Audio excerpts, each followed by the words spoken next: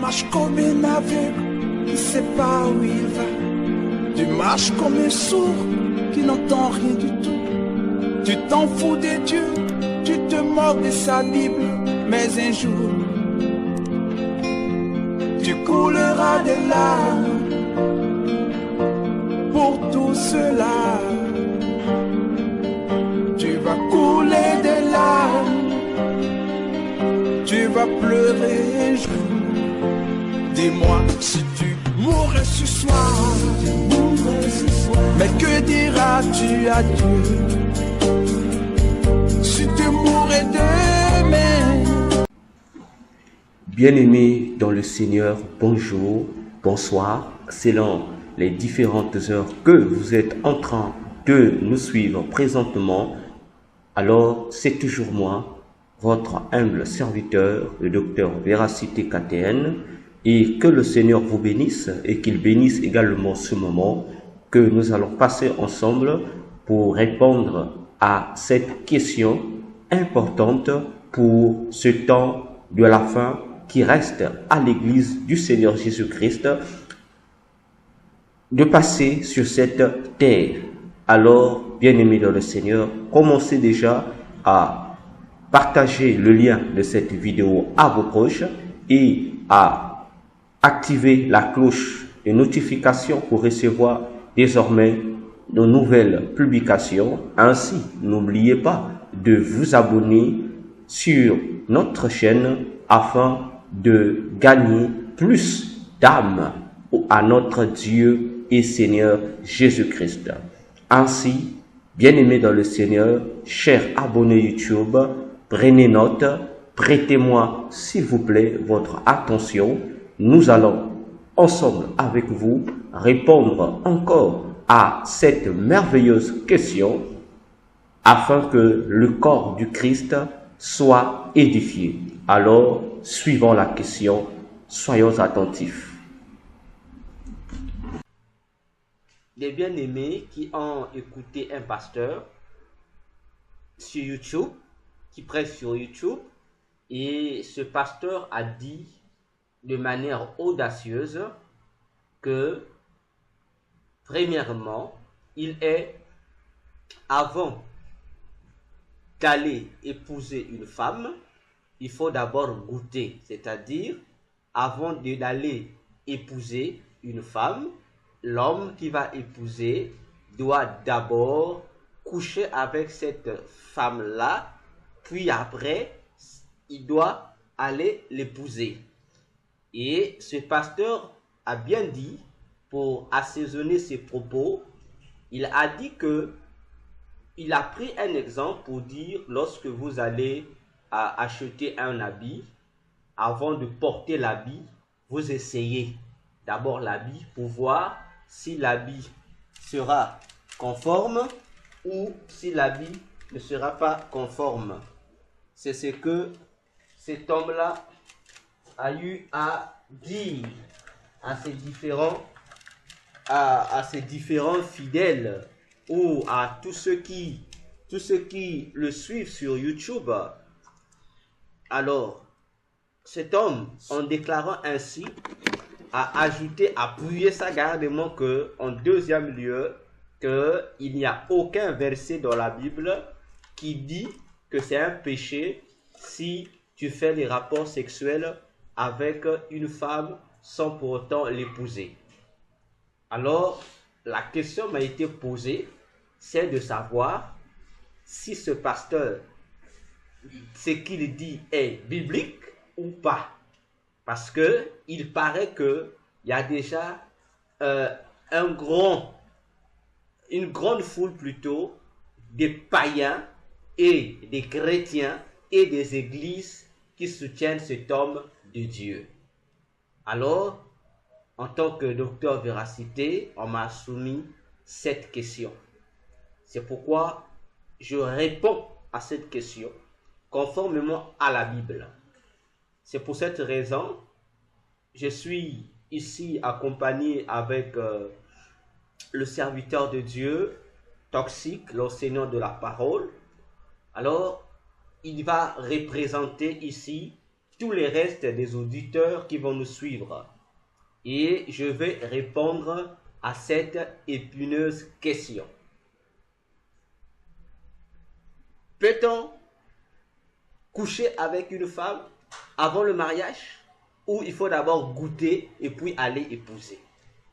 Alors, bien-aimés dans le Seigneur, soyez-en attentifs, prêtez-nous votre attention. Alors, l'enseignant de la parole toxique, nous allons lire en préambule 3 passages bibliques. Nous allons prendre le premier dans Pierre, 2 Pierre,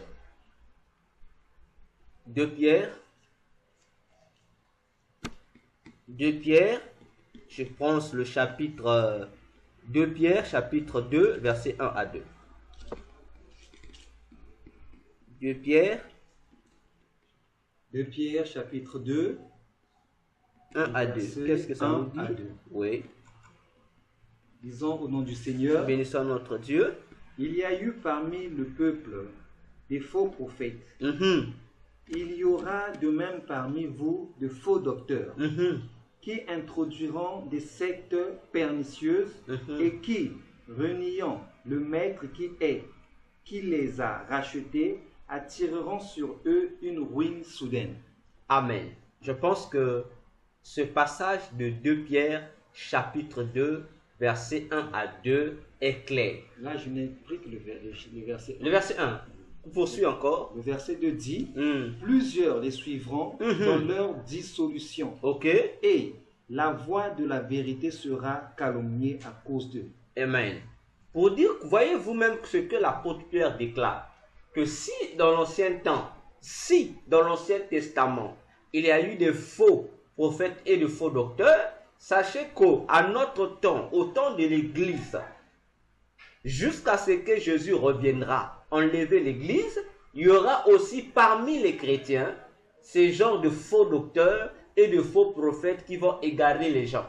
Et on dit, plusieurs le suivront. Ceux qui vont le suivre, ici, ils sont au milieu de l'Église. Donc, ceux qui vont le suivre en premier, puisqu'ils sont au milieu de l'Église, ce sont les frères et les sœurs chrétiens qui vont suivre ces individus-là, ces faux docteurs. Prenons encore 1 Timothée 1, versets 6 à 7. 1 Timothée 1, versets 6 à 7. 1 Timothée 1, versets 6 à 7. 1 Timothée 1, versets 6 à 7. 6 à 7. Qu'est-ce que l'apôtre Paul recommande aux chrétiens ici? Disons au nom du Seigneur. Nous bénissons notre Dieu. Quelques-uns s'étant détournés de ces choses. Quelques-uns s'étant détournés de ces choses. Si vous remontez, vous allez voir de quelles choses on parle. On parle ici de la fidélité en la sainte doctrine de Jésus-Christ. Quelques-uns s'étant détournés de ces choses se sont égarés dans des vains discours. Ils veulent être docteurs de la loi et ils ne comprennent ni ce qu'ils disent ni ce qu'ils affirment. C'est le verset 7. Ok, donc l'apôtre Paul vient encore consolider l'apôtre Pierre ici pour dire, ces faux docteurs-là, simplifions les mots, ces faux enseignants de la parole-là, simplifions encore les mots, ces faux prédicateurs-là, qui font des buzz sur YouTube là, sur Internet là, vous comprenez qu'ils ne sont là que pour dire des bêtises. Ils ne sont là que pour vous raconter des doctrines des démons qui n'ont pour but que de divertir les gens, d'égarer des gens de plus belles. Et on dit que leur discours, dans ce qu'ils disent, ils ne savent même pas ce qu'ils disent. Ils veulent quand même, ils veulent être des enseignants de l'évangile de Jésus-Christ. Nous prenons le dernier verset. 1 Timothée 4, verset 1 à 2. 1 Timothée 4, verset 1 à 2. Mais l'Esprit dit expressément que, dans les derniers temps, quelques-uns abandonneront la foi pour s'attacher à des esprits séducteurs et à des doctrines de démons. Amen. Là encore, c'est plus grave. Vous comprenez que tous les faux prophètes, tous les faux docteurs, tous les faux enseignants de la parole de Dieu, qu'ils en soient conscients ou inconscients, ils sont manipulés ou envoûtés ou possédés par des démons qui les inspirent afin qu'ils puissent enseigner des doctrines des démons qui n'ont pour objectif de séparer les gens de la véritable doctrine de Jésus qui se trouve dans nos Bibles. Alors, à la question de savoir, comme a dit cet homme de Dieu, que avant d'aller épouser une femme, il faut d'abord goûter. Et il dit c'est soutenu dans la Bible. Parce qu'il n'y a aucun verset, paraît-il, dans la Bible qui dit que c'est un péché si tu fais des rapports sexuels sans pour autant être marié. Alors, j'aimerais déjà dire ici, à tous ceux qui me suivent et qui vont me suivre, que ce pasteur-là, c'est un sorcier. Je dis, c'est un sorcier. C'est un sorcier. Dites, le jour où vous allez rencontrer ce pasteur, dites-lui que c'est un sorcier. Il n'est pas le moindre, mais c'est un bon sorcier. Parce que il n'y a qu'un sorcier qui peut prendre cette audace de venir raconter ce genre de blasphème et en cautionnant que cela est soutenu par la parole de Dieu. Il était même mieux qu'il dise, qu'il parle de son propre chef, de laisser la Bible de côté. Là, on n'aura pas un problème. Mais comme il prend son courage de dire des blasphèmes, des choses, comme disait Paul, qu'il ne faut pas enseigner, en cautionnant que c'est autorisé, c'est ce que dit également la parole de Dieu, nous disons c'est un sorcier. Pourquoi c'est un sorcier? Parce qu'il est possédé par des démons. Il est possédé par des démons.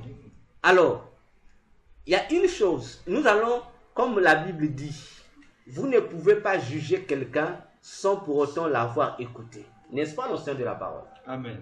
Il prend un exemple ici pour appuyer son blasphème en disant que lorsque nous allons au marché ou dans une boutique ou dans une friperie pour acheter un vêtement, avant de s'en approprier, il faut d'abord essayer. Parce que quand tu vas acheter, il faut connaître ta taille. C'est ce que je dis. Voilà. L'objectif c'est ça, puisque on doit essayer pour connaître la taille, non? Certainement dans les boutiques on essaye, mais dans les friperies, quand tu essayes, la police vient vous poser des problèmes. Voilà. Maintenant, non, restons dans son onglet. D'accord. Et il dit, lorsque tu vas acheter un habit, avant que tu puisses donner ton argent pour que l'habit puisse t'appartenir, il faut d'abord essayer. Oui. Alors, il prend ce cadre, il prend ce même cadre-là, il dit, il applique ça aussi dans le cadre, non, il applique ça dans le cadre du mariage selon Dieu. Donc, pour lui aussi, donc, il amène ça dans ce cadre-là. Ok? Et c'est ici que je dis à cet individu, c'est un sorcier. Parce que, il faut qu'on fasse très attention, comme tu disais tout à l'heure. Lorsque on vient parler au nom du Dieu de la Bible, je dis ça bien, lorsque on vient parler au nom de la parole de Dieu, il faudrait que la parole de Dieu soutienne tes propos. Déjà, il n'y a aucun verset dans la Bible, je dis bien, il n'y a aucun verset dans la Bible, lorsqu'on nous parle de la mode vestimentaire d'après Dieu, que avant de porter un vêtement, qu'il faut l'essayer. Ça n'existe pas de Dieu. Chez Dieu, ça n'existe pas. Et la preuve en est, Aaron n'a jamais essayé les vêtements sacerdotaux qui ont été faits pour lui. Pourtant, c'est Dieu qui a lui-même donné toutes les dimensions. Nous allons y revenir. Alors, vous allez remarquer, je dis ici, selon la mode de Dieu, on ne sait pas un habit avant de le porter. Si tu veux que l'habit puisse t'appartenir, il faut faire quoi? Il faut d'abord acheter l'habit en avance et puis tu vas le porter après. Si tu vas essayer, essaye. Mais tu as déjà acheté l'habit. Donc déjà, cet homme-là doit faire très attention. Sûrement, les gens me diront, mais docteur, ce que tu dis, ça se trouve où? Moi, je dis ce qui se trouve dans la Bible. Je répète, la Bible que nous lisons nous explique, noir sur blanc, que Dans l'affaire d'achat d'habits chez Dieu, on n'essaye pas avant d'acheter. On achète d'abord et puis on vient maintenant les restes là après. Alors pour preuve, le premier couturier ou styliste ou modéliste, c'est Dieu. Que ça soit sur le plan invisible, tout comme sur le plan visible. C'est Dieu qui est confectionné les habits des anges. Aucun ange n'est venu voir Dieu pour dire, essaye d'abord. Non. On lui a donné. Je ne touche pas cette ongle. Puisque nous parlons du cas de rapport sexuel, ça concerne les hommes. Sur la terre aussi, le premier couturier, le premier styliste, le premier modéliste, c'est Dieu. Nous allons lire encore l'océan de la parole, Genèse 3, verset 21. Genèse 3, verset 21. Qu'est-ce que la Bible nous raconte? Genèse 1, verset... Non, Genèse 3, verset 21. Genèse 3, le verset 21 nous dit... Oui. L'Éternel Dieu fit à Adam et à sa femme des habits de peau, et ils les ont revêtis. Non, reprends après ça bien. L'Éternel Dieu fit à Adam et sa femme des habits de peau, et ils les ont revêtis. Amen. Amen. C'est Dieu qui confectionne. Pendant que Adam et Ève sont nus, pendant que après les avoir sanctionnés, les avoir punis, Dieu décide de leur confectionner des habits en forme à partir de la peau, des peaux des animaux. Adam et Ève étaient nus, ne savaient rien sur ça. Ils ont été surpris de voir Dieu leur amener des vêtements. Et Dieu leur a fait revêtir. Dieu n'a pas dit essayez d'abord. Non. Dieu, lorsque Dieu confectionne, lorsque Dieu amène, ce n'est pas pour des essais. Dieu a donné, on n'a nulle part dit que Adam et Ève avaient essayé pour voir. Non, ils ont pris, ils se sont, c'est Dieu même qui les a revêtis. Sans essai. Donc, je dis encore à ce pasteur-là, qu'il fasse attention avec la Bible. Il ne faut pas qu'il confonde la sorcellerie à l'enseignement de l'évangile. Parce que si chez le sorcier, on essaye d'abord un habit avant de l'acheter. Chez Dieu, on achète d'abord l'habit. Et puis, il faut porter ou l'essayer, ça te regarde. L'habit t'appartient. Je prends encore pour comprendre cela. Avec Adam et Ève, Dieu prend des vêtements, mais lisons encore Proverbe 27, verset 26. Proverbe 27, verset 26. Proverbe 27, verset 26. Proverbe 27, verset 26. Qu'est-ce que Proverbe nous explique là? Les agneaux sont pour te revêtir et les boucs pour payer le champ. Vous comprenez? Dieu avait tué un animal. Et j'ai toujours dit, l'animal que Dieu avait tué dans le jardin, auprès de qui il a ôté la peau pour confectionner les habits aux hommes, c'était un agneau. Voilà pourquoi ici ce verset nous montre que faut expliquer ce que Dieu avait fait là-bas. Donc la peau de l'animal, c'était pour habiller, pour l'habillement. Et ce que Dieu a fait. Comme je dis, au ciel, lorsque Dieu confectionne des vêtements, ce n'est pas pour que les gens viennent essayer. Non. Les vêtements sont confectionnés dans le royaume de cieux, comme tu disais tout à l'heure, déjà en tenant compte de toutes les mesures ou de la taille de l'individu. Parce que, avant de poursuivre, lisons encore Apocalypse 7. Nous allons lire Apocalypse 7. Apocalypse 7. Commençons, prenons d'abord le verset 9. Apocalypse 7, le verset 9 d'abord. Apocalypse 7, le verset 9 dit, après cela, je regardais, et voici, il y avait une grande foule, que personne ne pouvait compter, de toute nation, de toute tribu, de tout peuple et de toute langue. Ils se tenaient devant le trône et devant l'agneau, revêtus de robes blanches, et des palmes dans leurs mains. Justement, j'en vois ici nous sommes dans la période de la grande tribulation. J'en vois une foule de monde, de plusieurs nationalités, qui étaient revêtus des robes. N'est-ce pas? Prenons versets 12 à 14. Apocalypse 7, versets 12 à 14.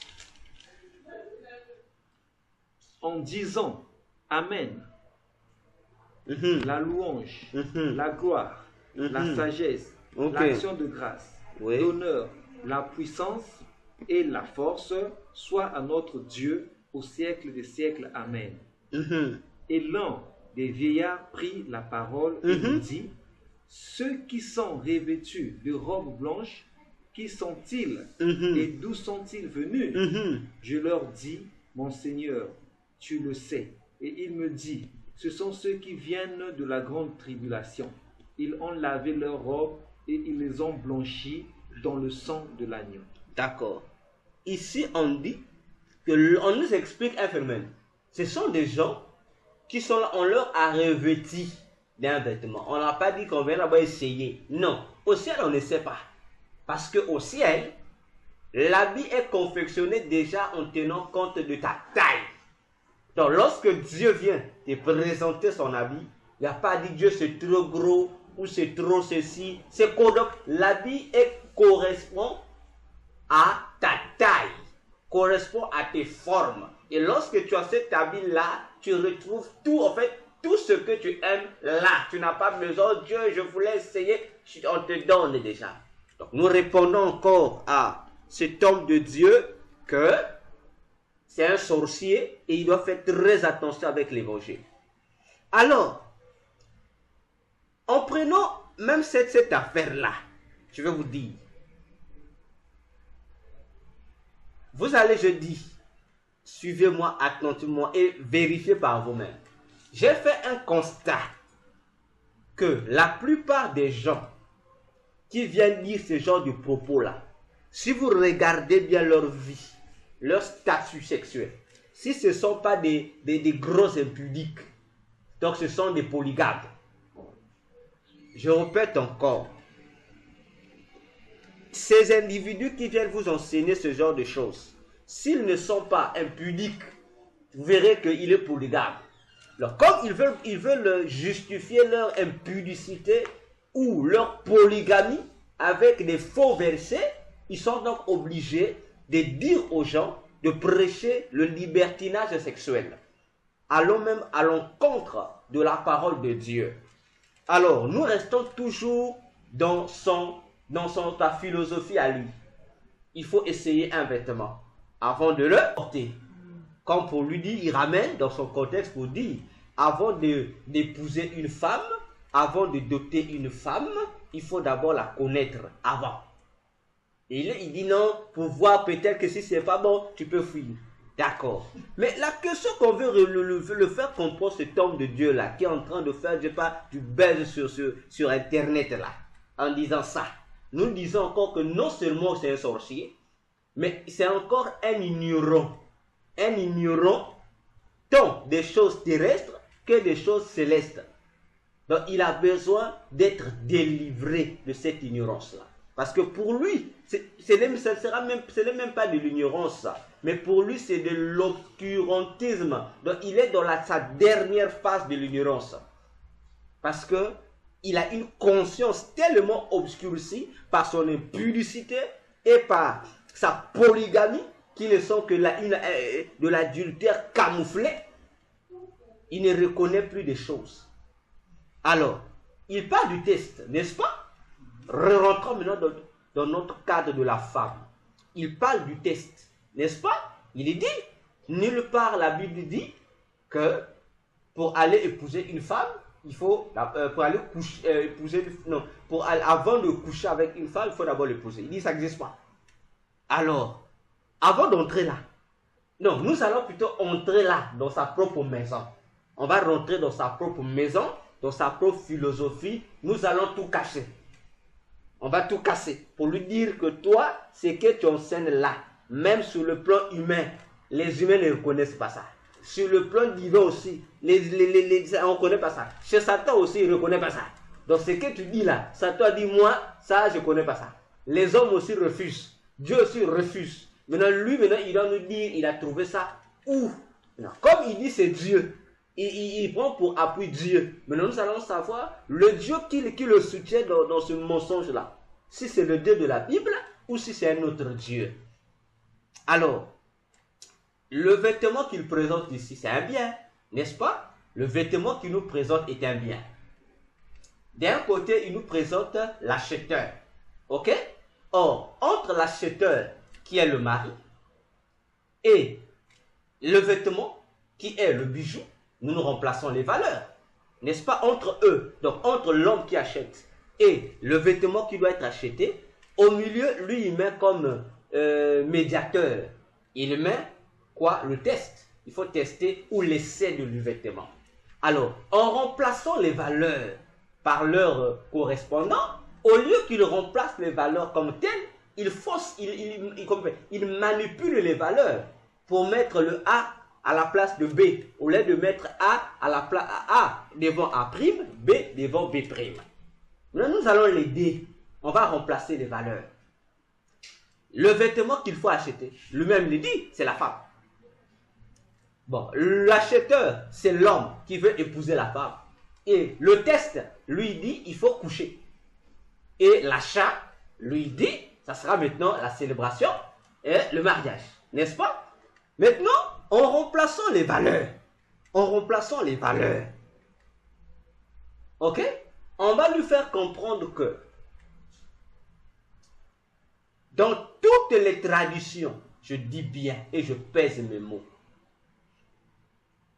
dans toutes les traditions, que ce soit les traditions des Africains ou les traditions des Européens,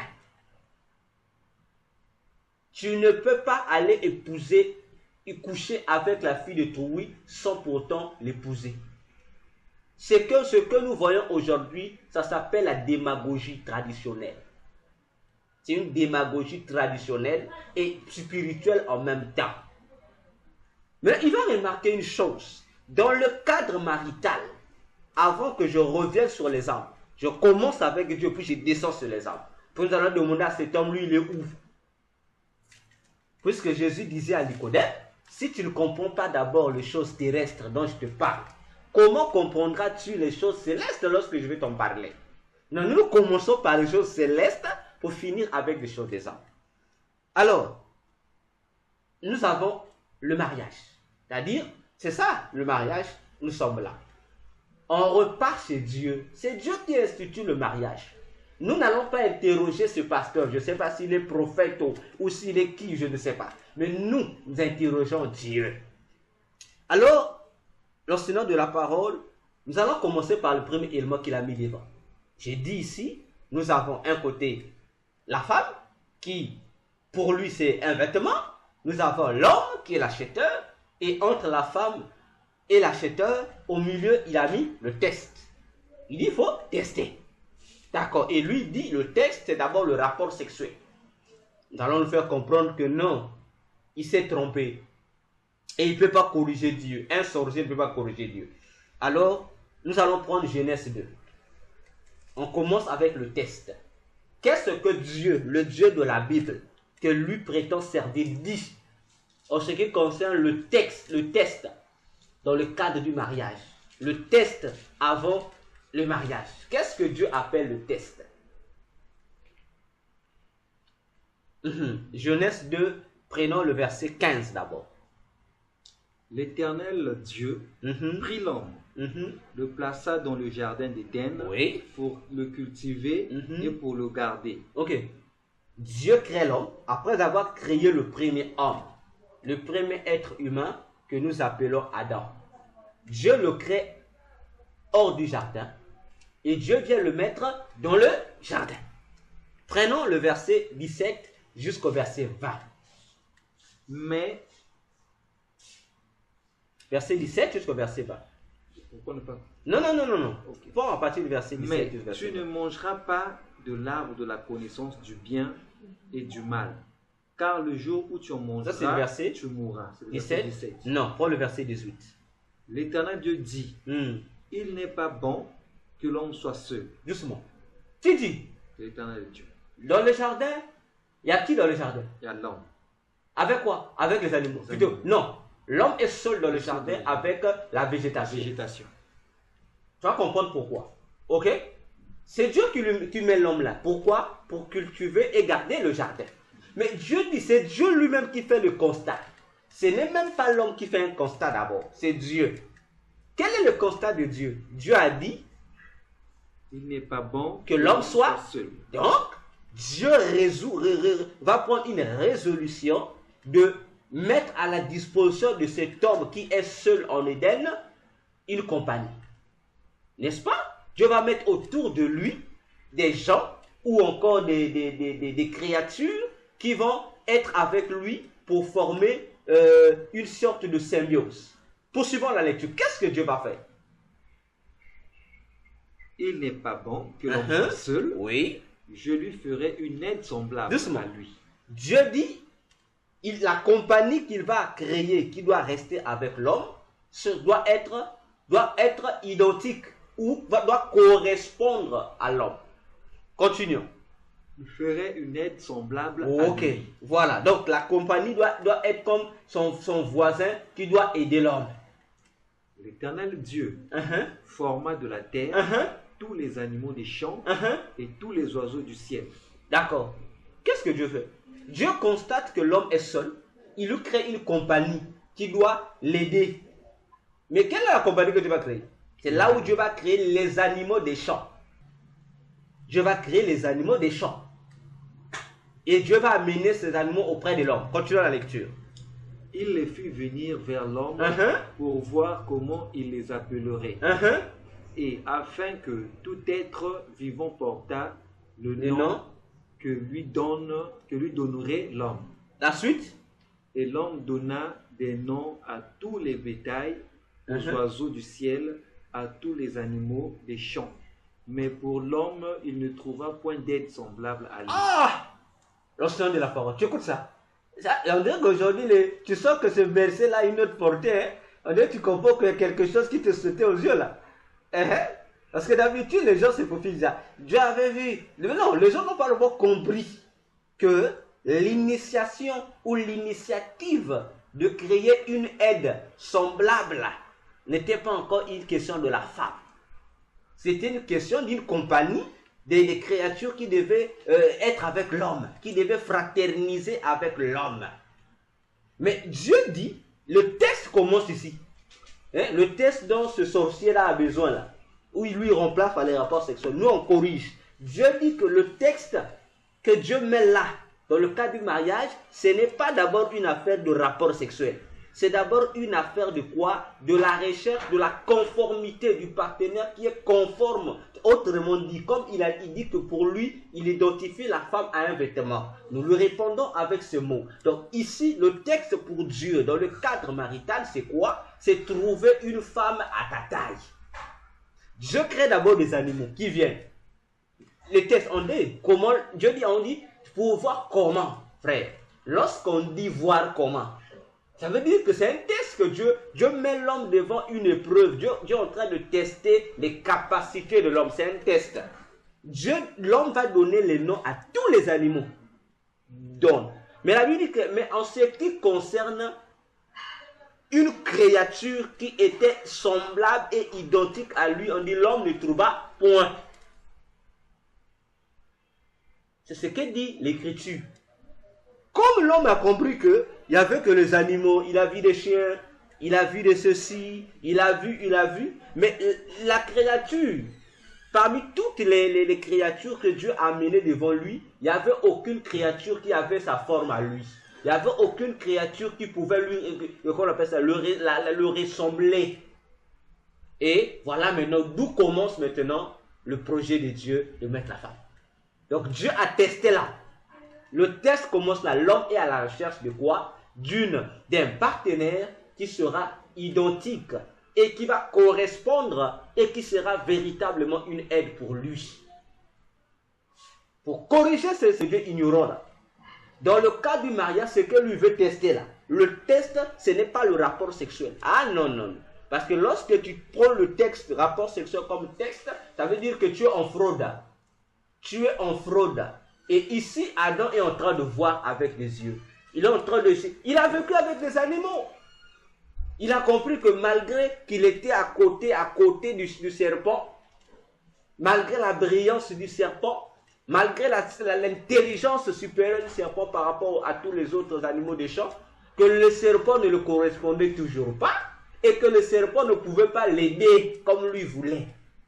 Alors, pour dire, le test dans le cadre du mariage, c'est quoi? C'est ce que nous appelons la période d'observation.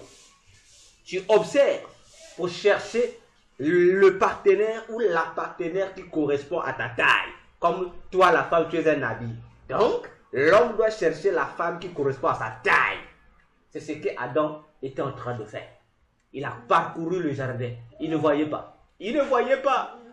Alors, Dieu comprend enfin. Il dit, bon, le test commence. Poursuivons la lecture. Verset 21 jusqu'au verset 23.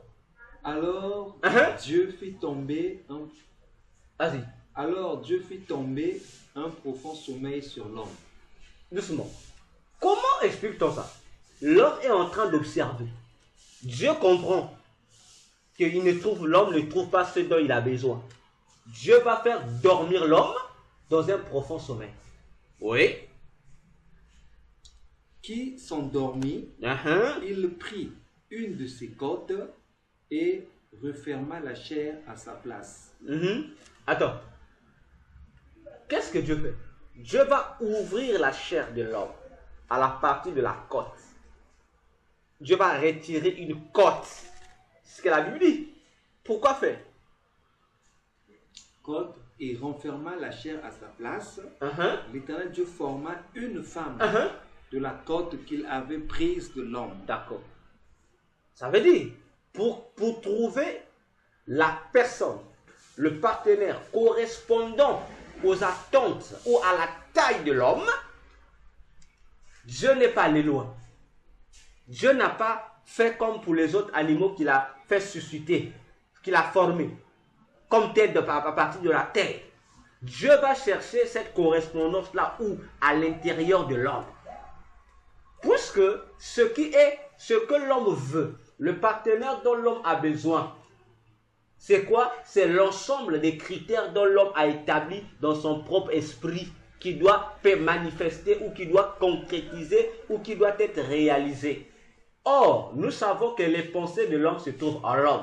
Alors, qu'est-ce que Dieu fait? Dieu voulant matérialiser la pensée de l'homme en ce qui concerne le personnage de la partenaire dont il avait besoin, Dieu ouvre. C'est une opération, non? Ça veut dire que c'est le prix que Adam paye. Dieu lui dit, comme tu veux avoir un partenaire, il y a le test. Le texte dans l'observation, il a compris, il n'a pas trouvé. Alors, il doit payer un prix pour obtenir ce dont le vêtement là. Nous revenons dans le langage de cet homme là. Pour acheter maintenant l'habit. Donc ses yeux ont vu. N'est-ce pas? Ici, l'homme est dans le test. Le test, il est dans le besoin. Maintenant, pour avoir cet habit-là dont l'homme cherche, qu'est-ce que Dieu fait? Tu payes l'argent, non? L'homme, Dieu le fait dormir et Dieu le paye. Donc, Adam a saigné. Et Dieu a refermé. On a pris ce qu'on a sorti de la côte d'Adam. À partir de cette os-là, Dieu a créé quoi? Dieu a créé une femme qui correspondait à l'homme. Ça veut dire qu'Adam a payé un prix. Mais jusqu'à là, Adam a payé un prix sans goûter. Donc, il est testé, il paye son prix sans goûter. Mais quelqu'un me dira, mais comment? Comment Adam a payé le prix? Mais si tu veux comprendre le geste qui s'est passé, ça, il faut comprendre l'expression ou l'enseignement que la Bible appelle par le rachat. Voyez-vous, lorsque vous lirez l'Ancien Testament, je ne vais pas lire les versets ici. Je demande à cet homme de Dieu ignorant d'aller lire la Bible. L'Ancien Testament, le rachat se faisait avec de l'argent. Ok? En dehors de l'argent, il y avait une autre... Ce rachat aussi était manifesté par quoi? Par le coulement du sang. C'est pourquoi lorsque Jésus vient, on dit que Jésus nous a racheté du péché. Mais il a payé quoi? Jésus n'a pas payé l'argent comme tel, l'argent en tant que monnaie comme tel. Mais il a payé son sang. C'est le sang, le sang qu'il a versé. C'est ce sang-là qui a fait que nous, l'Église, qui devient son épouse, soit rachetée. On se comprend? Alors, puisque la Bible dit dans Romains 5, Jésus est le second Adam et le dernier. Ah, ça veut dire qu'il y a eu un premier Adam qui est cet Adam. Pour que cet Adam-là ait son Ève, il a fallu que cet Adam-là soit plongé dans un profond sommeil. Ok? Mais le second Adam, pour avoir aussi sa seconde Ève qui est l'Église, mais il a fallu que Dieu fasse la même chose sur la croix. Pendant qu'est-ce qu'un profond sommeil? Un profond sommeil, c'est quoi? C'est la mort. C'est la mort. On dit même qu'aujourd'hui, lorsqu'on nous opère, on a souvent l'habitude de mettre l'anesthésie. Mais c'est quoi l'anesthésie? Ça veut dire que malgré que tu es là, tu ne sens pas ton corps, tu sens rien. C'est l'état de la mort. Tu sens rien. Et Jésus aussi sur la croix, pendant que Jésus est mort, la Bible déclare qu'il y a eu un centenier romain qui a percé sa côte. Mais pourquoi c'est moi la côte? Et on dit lorsqu'on a percé la côte, qu'est-ce qui est sorti? On dit il y a eu le sang qui est sorti et il y a eu de l'eau qui est sortie. Les deux éléments qui... Mais lorsqu'on a ouvert, on dit qu'on a ouvert la côte d'Adam. Prenez le corps de quelqu'un, la côte de quelqu'un, ouvrez, allez dire au chirurgien de couper. Qu'est-ce qui va sortir? Il y aura de l'eau et il y aura du sang. Et on dit c'est par le sang que Jésus a payé le prix. Pourquoi? On dit parce que le sang versé. Dans le sang versé, il y a quoi? Dans le sang versé, il y a l'ADN de Jésus. Dans l'ADN de Jésus, il y a quoi? Il y a des gènes qui doivent... Celui qui va recevoir ce sang de Jésus, puisque le sang de Jésus doit rentrer dans la personne qui doit la recevoir. Mais automatiquement, tu deviens Jésus. Puisque Jésus a besoin d'une femme, la femme de Jésus qui est l'Église ne peut pas avoir une autre image que l'image propre qui sort de l'intérieur de Jésus. C'est pourquoi on dit que l'Église est le corps du Christ, pas le corps de ton grand-père. Voyez-vous? Donc, cet individu-là, il doit comprendre une chose que l'Église, on dit que l'Église est on dit l'Église est l'image de Christ. Alors qu'on dit c'est le corps de Christ. Mais pourquoi? Qu'est-ce qui fait que l'Église soit le corps de Christ? Paul répond dans Galates 2. Il dit, j'ai sur moi les marques de Jésus-Christ. C'est pourquoi, dans Actes des Apôtres 11, le verset 25 jusqu'au verset 26, la Bible dit, les païens d'Antioche, la population de la ville d'Antioche, en regardant la vie que menaient les disciples de Jésus, ils ont observé, ils ont réfléchi, ils ont conclu que ces hommes-là, ce sont des chrétiens. Les gens disent non, ils se moquaient. C'est ça, ceux qui disent se moquer, là, en fait, ils ne connaissent pas, ils n'ont qu'à bien lire Acte 11. Ils ne disaient pas ça pour se moquer d'eux. La Bible déclare qu'on les a appelés chrétiens. Parce qu'ils ont vu la vie. Ils ont vu leur façon de faire. Ils ont vu leur manière de vivre. C'est-à-dire, ça a rappelé la manière dont vivait Jésus. Ça a rappelé, au fait, la vie de Christ. Ils ont vu Christ en eux. Et le mot chrétien veut dire petit Christ. Donc, quelqu'un qui ressemble à Jésus. N'est-ce pas? Et Adam a payé son prix. Je répète, il n'a pas goûté. Jusqu'à là, il n'a pas encore goûté. Il a fait le test.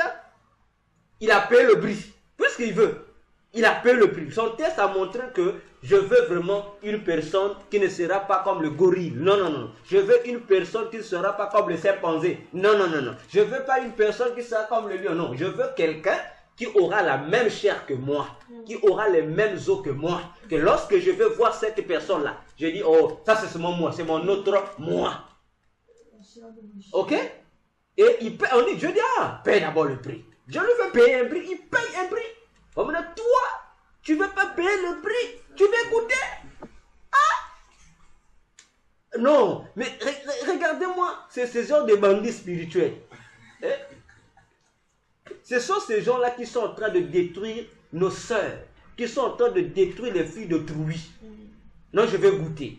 Tu vas goûter. Après, tu vas fuir. Et il est courageux, il dit, il faut goûter pour voir si ça va correspondre. Oh, donc ça veut dire que toi, tu veux sauter l'examen. Il veut falsifier les choses, quoi. Il veut dire au maître de l'épreuve, quoi. Non, bon, l'examen, là, je passe pas ça, mais donnez-moi le diplôme. Non, on ne peut pas avoir un diplôme si tu ne passes pas par l'examen. Papa, si tu es pauvre, tu n'as pas l'argent. Laisse les femmes d'autrui. Si tu n'es pas capable d'avoir une femme, si tu n'es pas capable de te dépenser, de payer un prix pour avoir une femme, arrête d'aller toucher, tu vas goûter. Hein? Tu vas goûter. Bon, en goûtant là, la personne là, sur qui tu es en train de goûter là, donc, elle c'est un animal. Hein? C'est un animal. Donc toi tu viens goûter, tu es parti. Parce que ça ne te correspond pas. Maintenant, elle reste comment? Voyez-vous, ce sont des prédicateurs. Et il paraît que c'est aussi un pasteur. Et les gens le suivent. Comme on a lu les passages, lui qui disent que les faux docteurs vont égarer la multitude des chrétiens. Lisons la suite de notre lecture. Adam paye le prix comme Jésus a payé le prix. L'argent était donné. Comme l'argent était donné, ça veut dire que les relations, on appelle ça la conjugalité est maintenant liée. Continuons. Qu'est-ce que... L'Éternel Dieu forma une femme de la côte qu'il avait prise de l'homme et l'emmena vers l'homme. Attends. Dieu crée. Comme l'homme a payé le prix. Non. Puisque tu voulais le vêtement qui est à ta taille. N'est-ce pas? Comme tu voulais le vêtement qui est à ta taille. Bon, le styliste a fabriqué ce vêtement-là. Il t'amène ça, non? Pour dire, c'est ça ou c'est pas ça? Tu as acheté. J'ai dit, Dieu ne teste pas. Dieu connaît ce dont nous avons besoin. Il ne fait pas de tests. Il te donne ce que ton cœur désire, déclare le puissant. Il vient présenter, dit voilà ce que tu cherchais. Quelle sera la réponse de l'homme? Et l'homme dit, voici cette fois celle qui est os de mes os. Et chair de ma chair. On l'appellera femme. On s'arrête à voir par là. Il dit, voici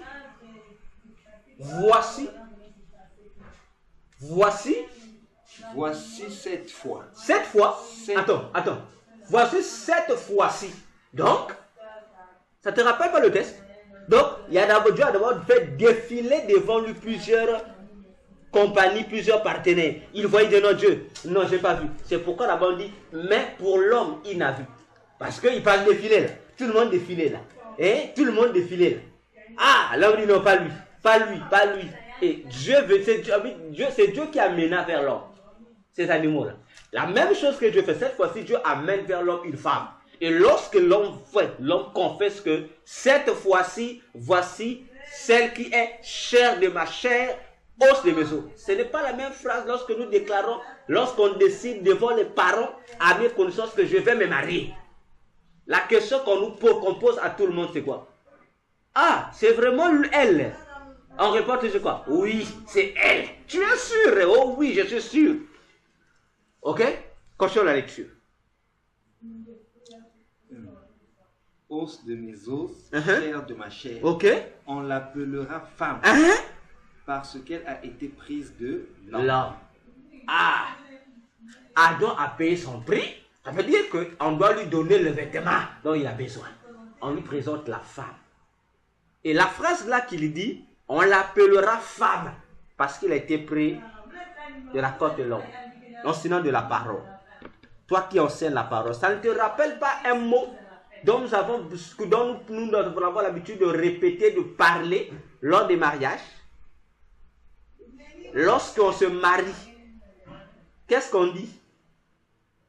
On présente la femme. On dit quoi? Voici Madame Interne. C'est pas ce qu'Adam fait ici. Il dit on l'appellera femme. Parce qu'elle était prise de moi. Mais que veut dire le mot femme? Parce que c'est qu'on brûle les gens parce que femme, comme c'est F-E, mais les gens ne savent pas que femme égale à homme, c'est la même chose. C'est la même chose. Le mot homme égale au mot femme. C'est la même chose. Voilà pourquoi on va encore loin pour montrer ici la correspondance. Donc, Adam, Ève n'est qu'un autre Adam. Donc, lorsque Adam voyait Ève, Adam se voyait lui-même. Parce que Ève était la créature qui correspondait plutôt exactement à Adam. Prenons Genèse 5, verset 2. Même Dieu, lorsque Dieu descendait pour parler à l'homme et à la femme, de quel nom Dieu les appelait? Il créa l'homme et la femme, il les bénit et il les appela du nom d'homme. Ah.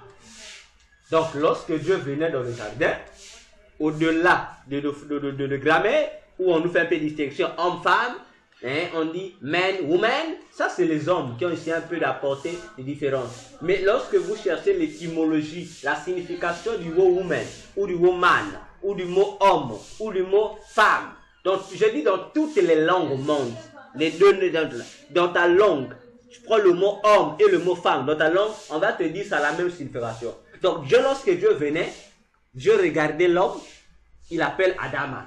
Il regarde la femme, il appelle Adama.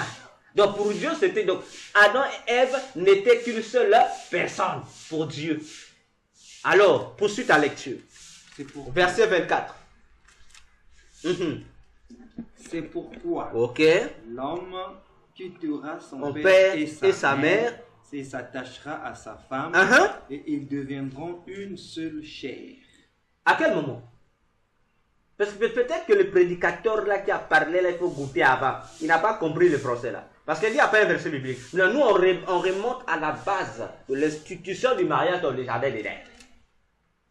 Adam voit, il paye le prix, il fait passer le texte, il confirme que c'est celle-là. Tu remarques ici un fait. Jusqu'à là, Adam n'a pas encore goûté. Donc, Adam a respecté qu'on appelle ça, les 3 étapes pour arriver au mariage. Et lorsque je parle du mariage ici, je reste dans l'esprit de la Bible. Je parle de la dot. Et tu vas remarquer que dans la dot, on a ces 3 principes.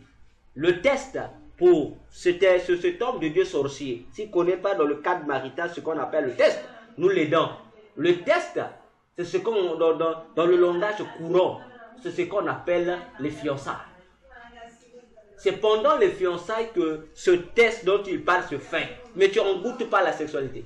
Dans ce test-là, on demande à l'homme comme à la femme d'apprendre à se connaître pour voir si véritablement les deux correspondent l'un envers l'autre. C'est pendant les fiançailles que lorsqu'on trouve qu'en tout cas, tu ne corresponds pas à celle ou à celui dont j'ai besoin, c'est là où les fiançailles se rompent. Jusqu'à là, on n'a pas le droit à goûter à la sexualité. Jusqu'à là. Une fois que vous terminez les fiançailles, c'est à ce moment-là que vous vous lancez à quoi? D'abord, avant les fiançailles, il y a 3 étapes. Avant les fiançailles, la première étape, c'est ce qu'on appelle l'étape du copinage. Et ici, lorsque je parle du copinage, ce n'est pas dans la fausse pensée des pasteurs qui ont converti le copinage à l'impudicité, alors que c'est faux. Il y a la différence entre le copinage et l'impudicité. Le copinage, le mot copain, vient du mot copain. Copinage vient du mot copain, copine, qui veut simplement dire quelqu'un avec qui je partage mon pain. Dans le sens figuratif. Mais la signification veut dire c'est quelqu'un avec qui je partage mon intimité. Lorsqu'on parle, c'est la première étape du mariage dans toutes les sociétés au monde. Parce que c'est pendant les fiançailles que nous sommes en train de nous chercher. Comme on utilise le mot, on est en train de s'aborder. On cherche à établir une relation amoureuse entre les deux. Et c'est là qu'on parle du mot commun. On dit, nous sommes en train de nous draguer. L'homme cherche une manière de conquérir le cœur de la partenaire dont il s'est choisi. D'un autre côté, la femme aussi cherche des voies et moyens pour conquérir le cœur de son partenaire.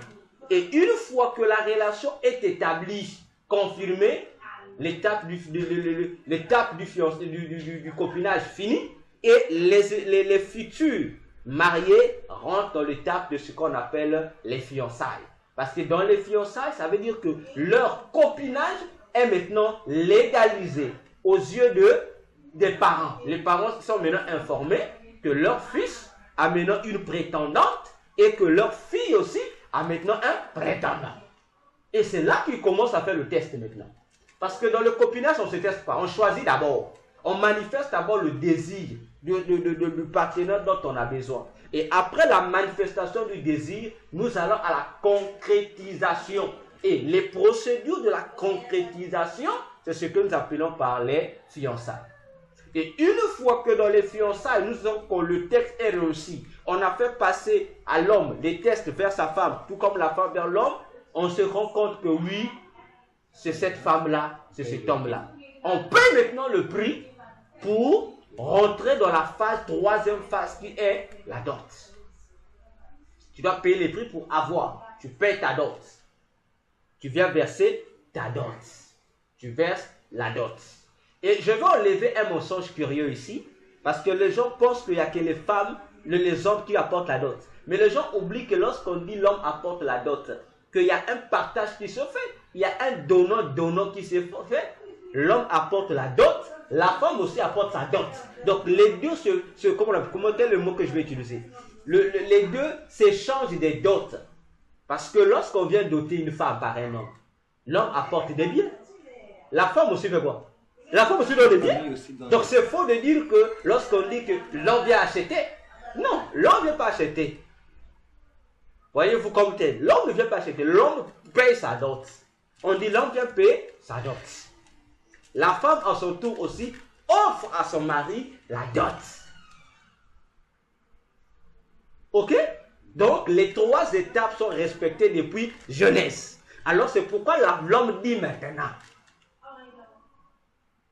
Il dit, c'est pourquoi. C'est-à-dire, l'homme introduit maintenant une cause. Donc, comme on dit, vu ce qui précède, par rapport à tout ce qui s'est passé, il dit, maintenant là, une fois que le prix a été payé, la dot versée, maintenant là, l'homme doit quitter son père et sa mère pour s'attacher à sa femme.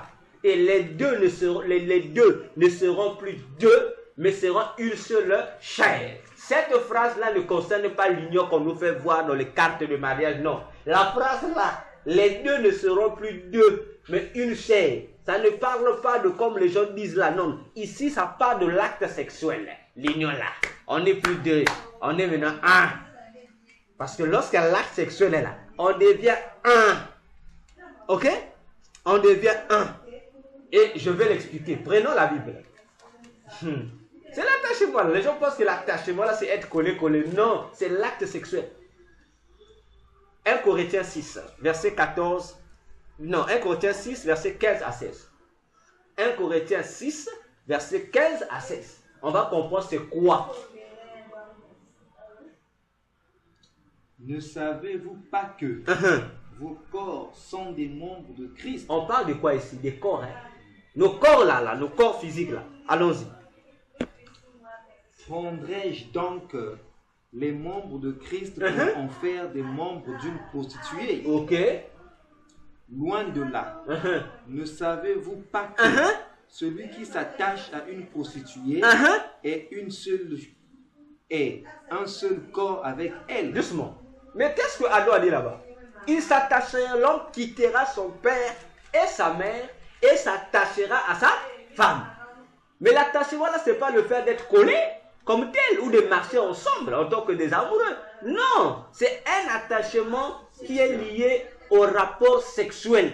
Voilà pourquoi Paul reprend les mêmes choses ici. Pour dire, la personne qui s'attache à une prostituée, on ne dit pas que la personne qui marche toujours en compagnie de la prostituée. Non. La personne qui couche avec la prostituée, vous devenez un seul corps. Un seul corps.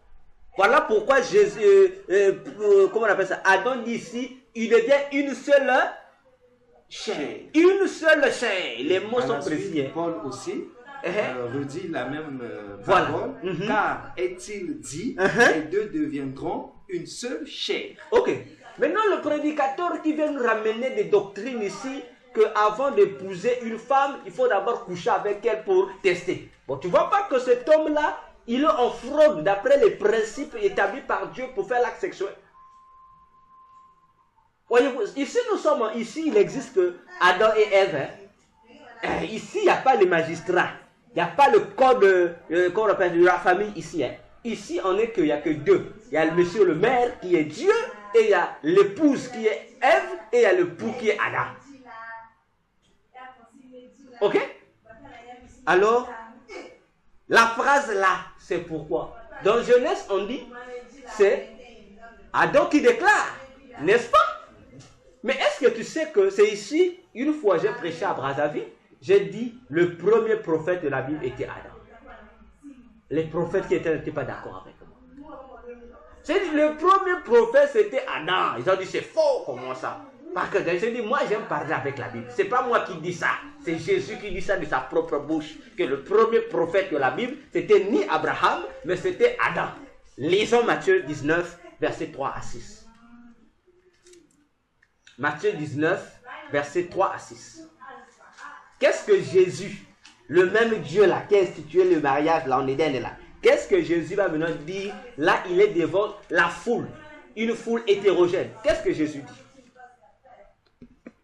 Les pharisiens l'abordaient et dirent, pour l'éprouver, est-il permis à un homme de repudier sa femme pour un motif quelconque?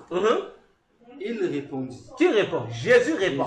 N'avez-vous pas lu que le Créateur au commencement fit l'homme et la femme? Et qu'il dit... Non, réponds avec la phrase là. Le Créateur, qui dit là? Là, c'est Adam qui dit. Non, attends. Papa. N'avez-vous pas lu? Jésus répond non. Le Créateur au commencement. Il parle de n'avez-vous pas lu au commencement. Jésus fait allusion à quoi? Au livre de Genèse, non? Oui. Maintenant, la suite. Et qu'il dit. Qui dit ici? Là, c'est Dieu qui dit. Ok. C'est pourquoi l'homme quittera son père et sa mère et s'attachera à sa femme. Et les deux deviendront une seule. Je te réponds à la question. Dans Genèse, qui avait déclaré cette phrase-là? C'est Adam. Ici, Jésus dit, Ici, Jésus dit que c'est Dieu qui avait dit. Alors, je pose la question, toi, docteur, enseignant de la parole. Contradiction ou pas contradiction? Ou Jésus ne savait pas lire? Parce qu'il répète, mais il n'avait pas lu. Donc, il faisait plus référence à la loi de Moïse, la Torah. Parce qu'à l'époque de Jésus, la Torah existait. Donc, Jésus s'est trompé de passage biblique. Ou comment? Je te laisse la parole, avant de poursuivre. Je ne pense pas que le Seigneur se soit trompé, puisque c'est... la Bible dit d'abord, au commencement était la parole. Ouais. La parole était avec Dieu et la parole était Dieu.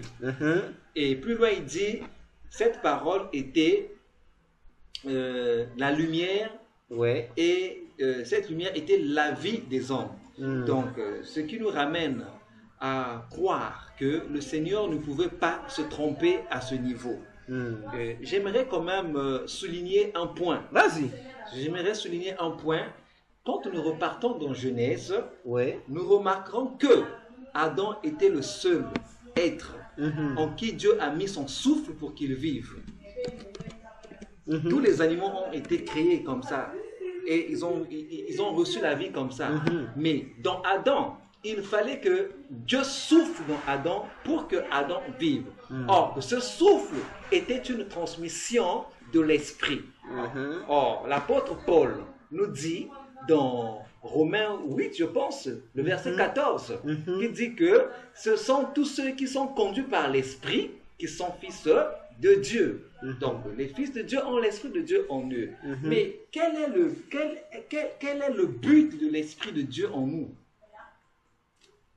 C'est de faire connaître ou encore de faire des déclarations par rapport à la vision de Dieu, par rapport à la pensée de Dieu. C'est pourquoi on dit tous ceux qui ont l'esprit de Jésus en eux parlent comme Jésus.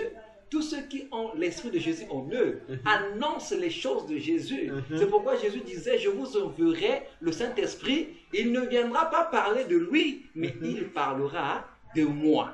Donc, dès lors, Adam était fils de Dieu, ayant en lui le Saint-Esprit. Les déclarations que Adam fait viennent de l'Esprit de Dieu. Et ce sont quelque part les déclarations de Dieu. Bien sûr. Étant donné que Luc 3, 32 dit que Adam était fils de Dieu. Lisons un passage ici pour confirmer encore que Adam était prophète. Il n'y a pas de contradiction. Parce que si dans Genèse c'était Adam qui parlait, mais Jésus vient dire dans Matthieu 19 ici, c'est Dieu qui avait déclaré. Les ignorants vont dire voilà la preuve de la contradiction dans la Bible.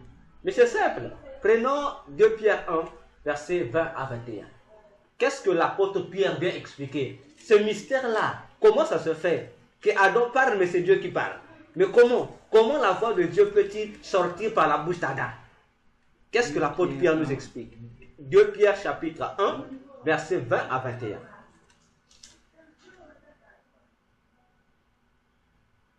Verset 20 à 21 dit, sachons tout d'abord vous-même qu'aucune prophétie de l'Écriture ne peut être un objet d'interprétation particulière.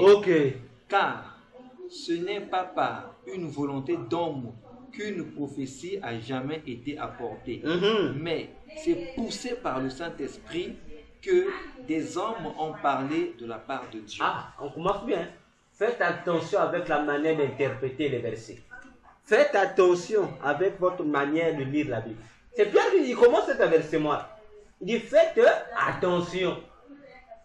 Comme nous répétons à cet individu-là, à ce faux docteur de la parole, à ce faux prophète de la parole, à ce faux apôtre de la parole, à ce faux évangéliste ou à ce faux pasteur-là, qui ramasse des versets par-ci par-là pour enseigner des abominations au peuple de Dieu. L'apôtre Pierre dit, faisons attention. Parce que ce n'est pas pour le plaisir qu'un matin, les hommes ont parlé de la part de Dieu. Il dit, c'est poussé par l'Esprit. Donc, comme tu disais tout à l'heure, dans le jardin, Adam ayant le Saint-Esprit avec lui, Dieu l'a inspiré. Donc, Dieu a parlé au travers de lui pour déclarer cette phrase. Qui veut dire, on ne peut pas faire les rapports sexuels avant le mariage. C'est un délit, c'est un péché. C'est pourquoi dans nos anciennes traditions, où l'acte sexuel était quelque chose de sacré, avant que les gens aillent coucher ensemble, ou lorsqu'on entendait que vous avez couché sans être marié, il n'y avait que deux cas. Soit on punissait les deux coupables, ou soit on obligeait qu'il y ait mariage entre les deux personnes qui se sont accouplées. Voilà comment se basaient les choses. Mais ce n'est pas fini là. Nous touchons encore un autre point. Parce que le peuple de Dieu doit être éclairé. Le peuple de Dieu doit comprendre la vérité. Que le rapport sexuel avant le mariage est un péché. Et aucun prédicateur, aucun ministre de Dieu ne viendra dire le contraire ici. Alors, l'enseignant de la parole, il y a un fameux verset que ce prédicateur-là et les autres qui sont dans le même bateau que lui donnent pour soutenir, soi-disant, que dans ce verset-là, Dieu autorise les rapports sexuels avant le mariage. Tu peux nous lire ce passage, Exode 22, le verset 16.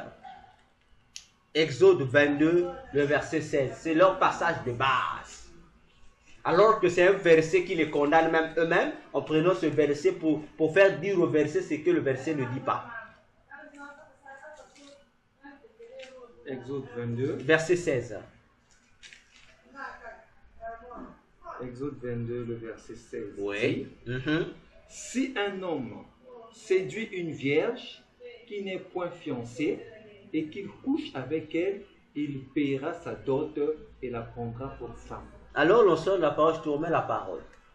Ici, ce verset pour dire, voilà la preuve qui démontre que Dieu dit, ou Dieu aurait dit que les rapports sexuels doivent se faire avant qu'on épouse, il faut d'abord coucher. Bon, je ne sais pas. Tu as lu le verset. Je ne sais pas si c'est ce que Dieu dit ici. Non, mais là déjà, de façon linguistique, il y a une condition qui est là. Si, ça veut dire que, mis à part ceci, c'est-à-dire que si nous repartons au départ, il n'y avait pas ça. Voilà. Il y avait déjà une procédure. Ok. Mais après, à côté de cette procédure, si un homme arrivait cette fois-ci à le faire sans plutôt suivre la procédure, et une seconde procédure était donnée. C'est-à-dire qu'il venait confirmer juste la première. Il dit quoi? Il devait donner sa dot. Il doit donner sa dot. Ce qu'il devait donner avant d'aller à l'acte, il était obligé de donner après avoir... Parce que là maintenant, ce n'est plus un devoir, une obligation naturelle, normale pour acquérir une femme, mais ça devient maintenant une imposition, c'est-à-dire une obligation par contrainte. Donc c'est une punition, une sanction pour mieux le dire. Poursuis la suite. Qu'est-ce qu'on dit? Si le père refuse de lui accorder, il paiera en argent la valeur de la dot des vierges. Pour montrer ici que Dieu n'autorise pas. Mais comme tu as dit, ici, lorsque quelqu'un déroge à la règle normale, on te l'impose. Parce que dans l'obligation naturelle, lorsque tu aimes une femme, c'est une obligation. Pour toi d'aller la doter. Mais le parent ne va pas t'imposer le prix des dots. Tu vas donner une dot. Tu es aussi libre de dire, ah bon, moi je laisse. Mais ici, tu es condamné. C'est-à-dire que tu es condamné à épouser cette fille-là avec qui tu viens de coucher. Tu es condamné au verdict parental. Tu es condamné. Donc, si le parent disait c'est 2 milliards, tu donnes les 2 milliards. Mais tu es en fraude. Même si tu disais, comme on dit, non, c'était seulement pour une aventure sexuelle. Sache que Dieu dit, bon, tu avais pris la fille de Truon, non, c'était seulement une aventure sexuelle. Comme chez nous, ici au Congo, on dit souvent, oh non, je voulais seulement passer. Tu voulais passer? Ok, mais le passage là, Dieu dit, ça devenait ta maison.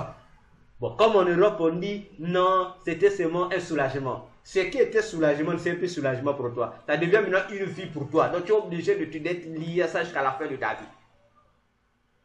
Là, on punit maintenant. On dit, comme tu as fraudé, tu es obligé de faire ça. Maintenant, relisons ce passage très bien. Si. Exode 22, 16.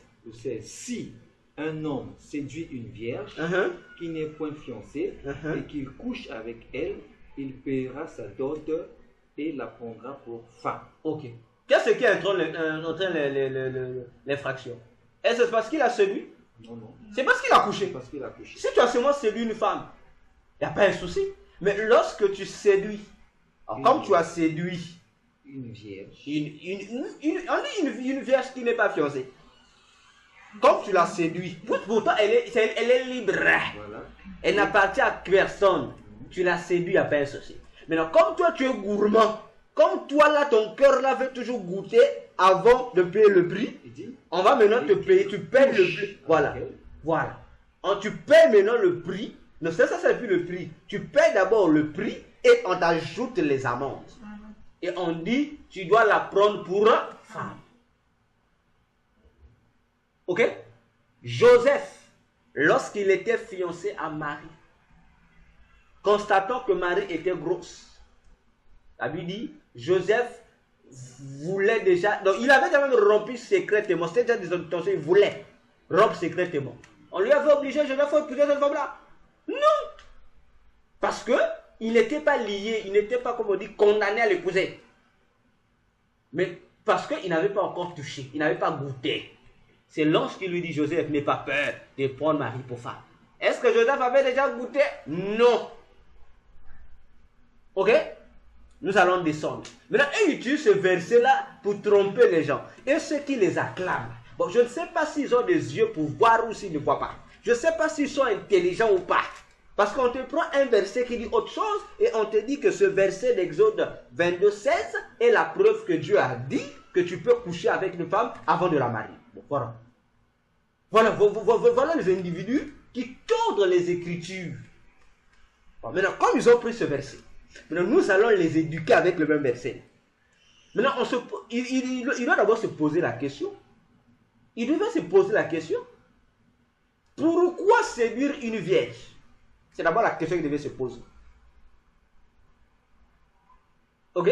Pourquoi séduire une vierge? Pourquoi Dieu ne dit pas pourquoi Dieu n'a pas seulement dit si cet homme-là séduisait une femme? Mais Dieu précise, une vierge. Pourquoi? Pourquoi en Israël, une femme ne pouvait pas connaître la sexualité si elle n'était pas mariée?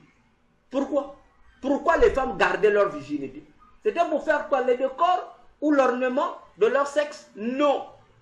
Parce qu'ils savaient cette règle-là, que je ne peux pas aller avec un homme aussi longtemps que cet homme ne venait pas m'honorer. C'était un honneur. C'est pourquoi dans toute la Bible et en Israël jusqu'à aujourd'hui, une femme n'a droit de perdre sa virginité que après avoir été épousée par un homme. Avant ça, ça veut dire que la femme est déshonorée, elle perd sa virginité.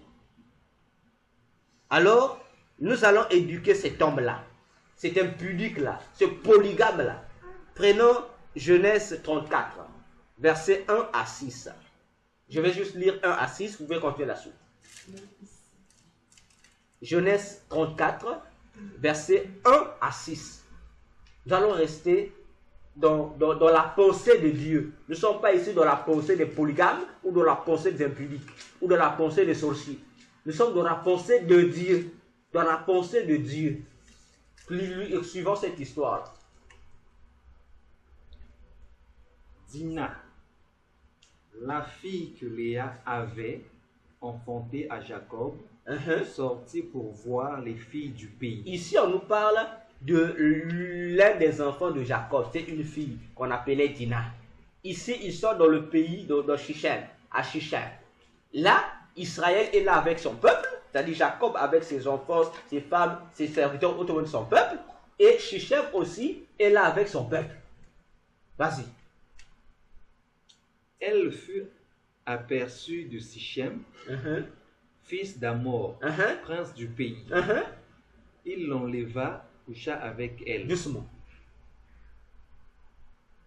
En sortant pour voir les autres filles qui étaient là, cet individu appelé Shichem, ce jeune garçon, le prince, il admire la fille. Il fait quoi? Il fait enlever la fille. Il fait quoi? Couche avec elle. Il n'a pas épousé la fille de Troué. Hein? Continue la lecture. Et la déshonore. Donc, épouser, coucher avec une femme avant de l'épouser, c'est la déshonorer. Tu la déshonores. Parce que tu l'as fait perdre sa virginité sans te soumettre à la procédure légale. Son cœur s'attacha à Dina, fille de Jacob. Pourtant, il ne faisait pas ça dans de mauvaises intentions. Il avait enlevé parce qu'il aimait la femme, il aimait la fille. Hein? C'était pas dans de mauvaises intentions comme le Koulouna. Hein? Quand il enlève quelqu'un pour violer. Mais il enlève parce qu'il veut. En fait, il voulait de la chose dans le bon sens même. Mais regardez la suite, ce qui va se passer. Vas-y.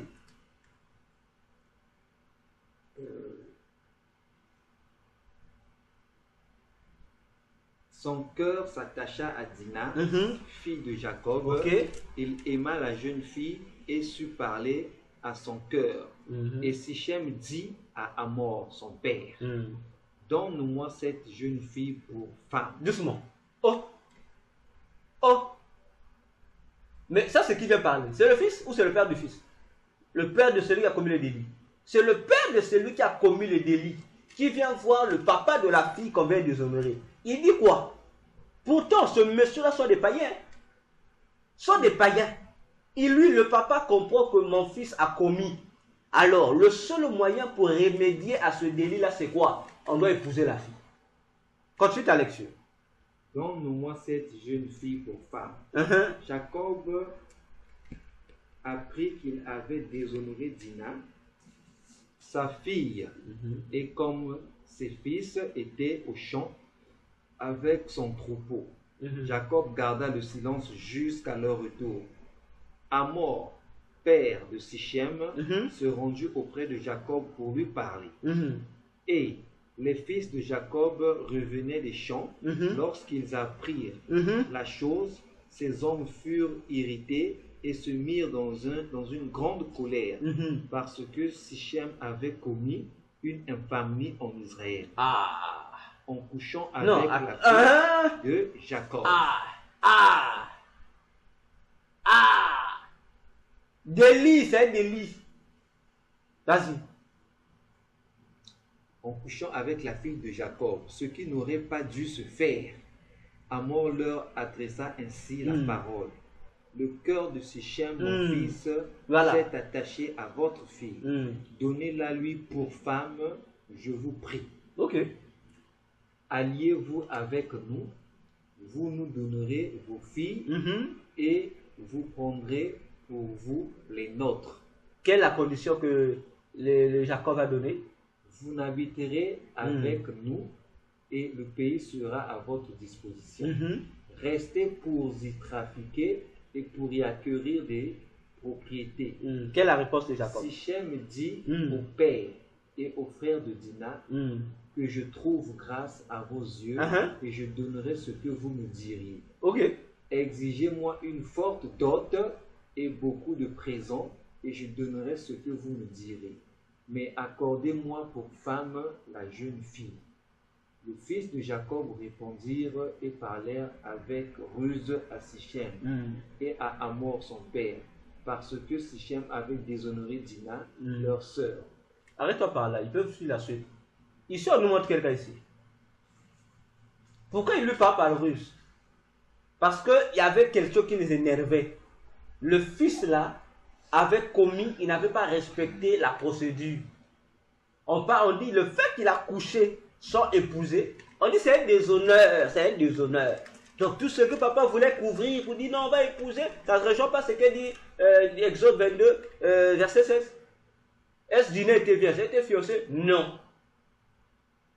Donc papa dit demandez-moi tout, parce que le papa avait compris, quoi qu'il soit païen. Ah non, cet acte-là, on dit c'est une infamie en Israël. Ça c'est un premier cas. Prenons encore un autre cas. Dans 2 Samuel 13. Dans 2 Samuel 13, on va lire ça maintenant, on va lire dans la maison de David. Là maintenant nous sommes en Israël toujours. Là nous sommes dans l'Israël modernisé. 2 Samuel chapitre 13. 2 Samuel chapitre 13. Commençons du premier au deuxième verset. Les gens peuvent lire tout le chapitre. Nous allons juste prendre les chapitres essentiels. 2 Samuel chapitre 13, verset 1 à 2. Après cela, voici ce qui arriva. Voici ce qui arriva. Absalom, fils de David, avait une sœur qui était belle et qui s'appelait Tamar. Et Amnon, fils de David, l'aima. Verset combien? Le verset 1. Le verset 2. Amnon était tourmenté jusqu'à se rendre malade à cause de Tamar, sa sœur, car elle était vierge. Et il paraissait difficile à Amnon de faire sur elle la moindre tentative. Amnon avait un ami nommé Jonadab, fils de Shiméa, frère de David, et Jonadab était un homme très habile. C'est bon? Prends le verset 10 jusqu'à tu descends. Là où je t'ai dit. Alors Amnon dit à Tamar, apporte-moi le mets dans la chambre et que je le mange de ta main. Tamar prit le gâteau qu'elle avait fait et le porta à Amnon son frère dans la chambre. Comme elle lui présentait à manger, il la saisit et lui dit, viens coucher avec moi, ma soeur. Elle lui répondit, non mon frère, ne me déshonore pas. Ah, il dit quoi? Non mon frère, ne me déshonore pas. Non, le frère dit quoi? Viens coucher avec moi, ma soeur. La soeur dit, ne me déshonore pas. Continue. Quelqu'un va dire, non, non, c'était l'inceste. On va comprendre qu'il ne s'agit pas de l'inceste. Il dit quoi?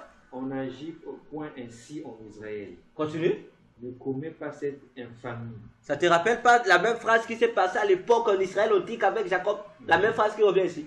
On dit, ce que tu veux faire là, ça passe pas. Continue. Où irai-je moi avec ma honte? Et toi, tu seras comme l'un des infâmes en Israël. Donc, l'individu qui couche avec une femme d'autrui sans l'épouser, la femme est considérée comme honteuse, et toi aussi l'homme, tu es recouvert de la même honte, donc tu es l'infâme. Continue. Maintenant je te prie, parle au roi, parle au roi, et il ne se posera pas à ce que je sois à toi. Malem, tu comprends, lorsqu'elle parle d'infamie, elle ne parle pas de l'inceste. Elle lui dit clairement, non, non, si tu couches avec moi sans m'épouser, ça ne marche pas. Quelle est la procédure à faire? Fais quoi? Parle au roi pour que le roi fasse quoi? Il permet le mariage. Pour dire. Donc, comme disait cette Tamar, si tu veux coucher avec moi, respecte d'abord la procédure. Va parler au roi, que je devienne ta femme. Après cela, continue la lecture. Les individus comme cet homme de Dieu là, qui dit qu'il faut goûter avant là. Et c'est ce que Amnon va faire. Il ne voulut pas l'écouter. Voilà. Et il lui fit violence, la déshonora et coucha avec elle. Voilà. Puis Amnon eut pour elle une forte aversion. C'est ce que cet homme l'a dit, non? Je dois goûter. Si je trouve que c'est pas ma taille, je laisse. C'est ça. Parce que tu couches avec la femme d'autrui, sous prétexte que tu voulais goûter. Après, tu vas commencer à la voir comme si elle était devenue une nausée devant toi. On n'a pas de parler, tu vas chasser comme un chien. Vas-y. Plus forte que n'avait été son amour. Et il lui dit, lève-toi, va-t'en. Elle lui répondit, n'augmente pas en me chassant le mal que tu m'as déjà fait. Je vous adresse à vous les impudiques là, à vous les polygames là, à vous qui goûtez avant le mariage. Arrêtez d'augmenter la souffrance des filles de gens parce que après ça vous allez la chasser, vous allez la mépriser. Sorcier. Il ne voulut pas l'écouter et appelant le garçon qui le servait, il dit qu'on éloigne de moi cette femme et qu'on la mette dehors et fermer la porte après elle. Vas-y, verset 18. Elle avait une tunique de plusieurs couleurs. Voilà la tunique qu'on revêtait les femmes vierges. Donc lorsque une femme était encore vierge en Israël, il y avait la robe qu'on appelait la robe à plusieurs couleurs ou la robe bigarrée. C'est la même robe dans Genèse qu'on avait donnée à comment tu appelles l'enfant, à Joseph. C'est la même robe. Que ce soit les hommes comme les femmes, c'était la robe pour identifier un homme puceau comme une femme pucelle. Car c'était le vêtement que portaient les filles du roi, aussi longtemps qu'elles étaient vierges. Le serviteur d'Amon la mit dehors et ferma la porte avec elle. Tamar répondit de la cendre sur sa tête et déchira sa tunique bigarrée. Elle mit la main sur sa tête et s'en alla en poussant des cris. Absalom, son frère, c'est-à-dire le frère de la fille de Tamar, violée, dit maintenant au violeur, il lui dit, Amnon, ton frère, il lui dit à sa soeur, Amnon, ton frère, a-t-il été avec toi? Maintenant, ma soeur, tais-toi, c'est ton frère. Ne prends pas cette affaire trop à cœur. Et Tamar, désolé, demeura dans la maison d'Absalom, son frère. Le reste, verset 21. Le roi David apprit toutes ces choses et il fut très irrité. Verset 22.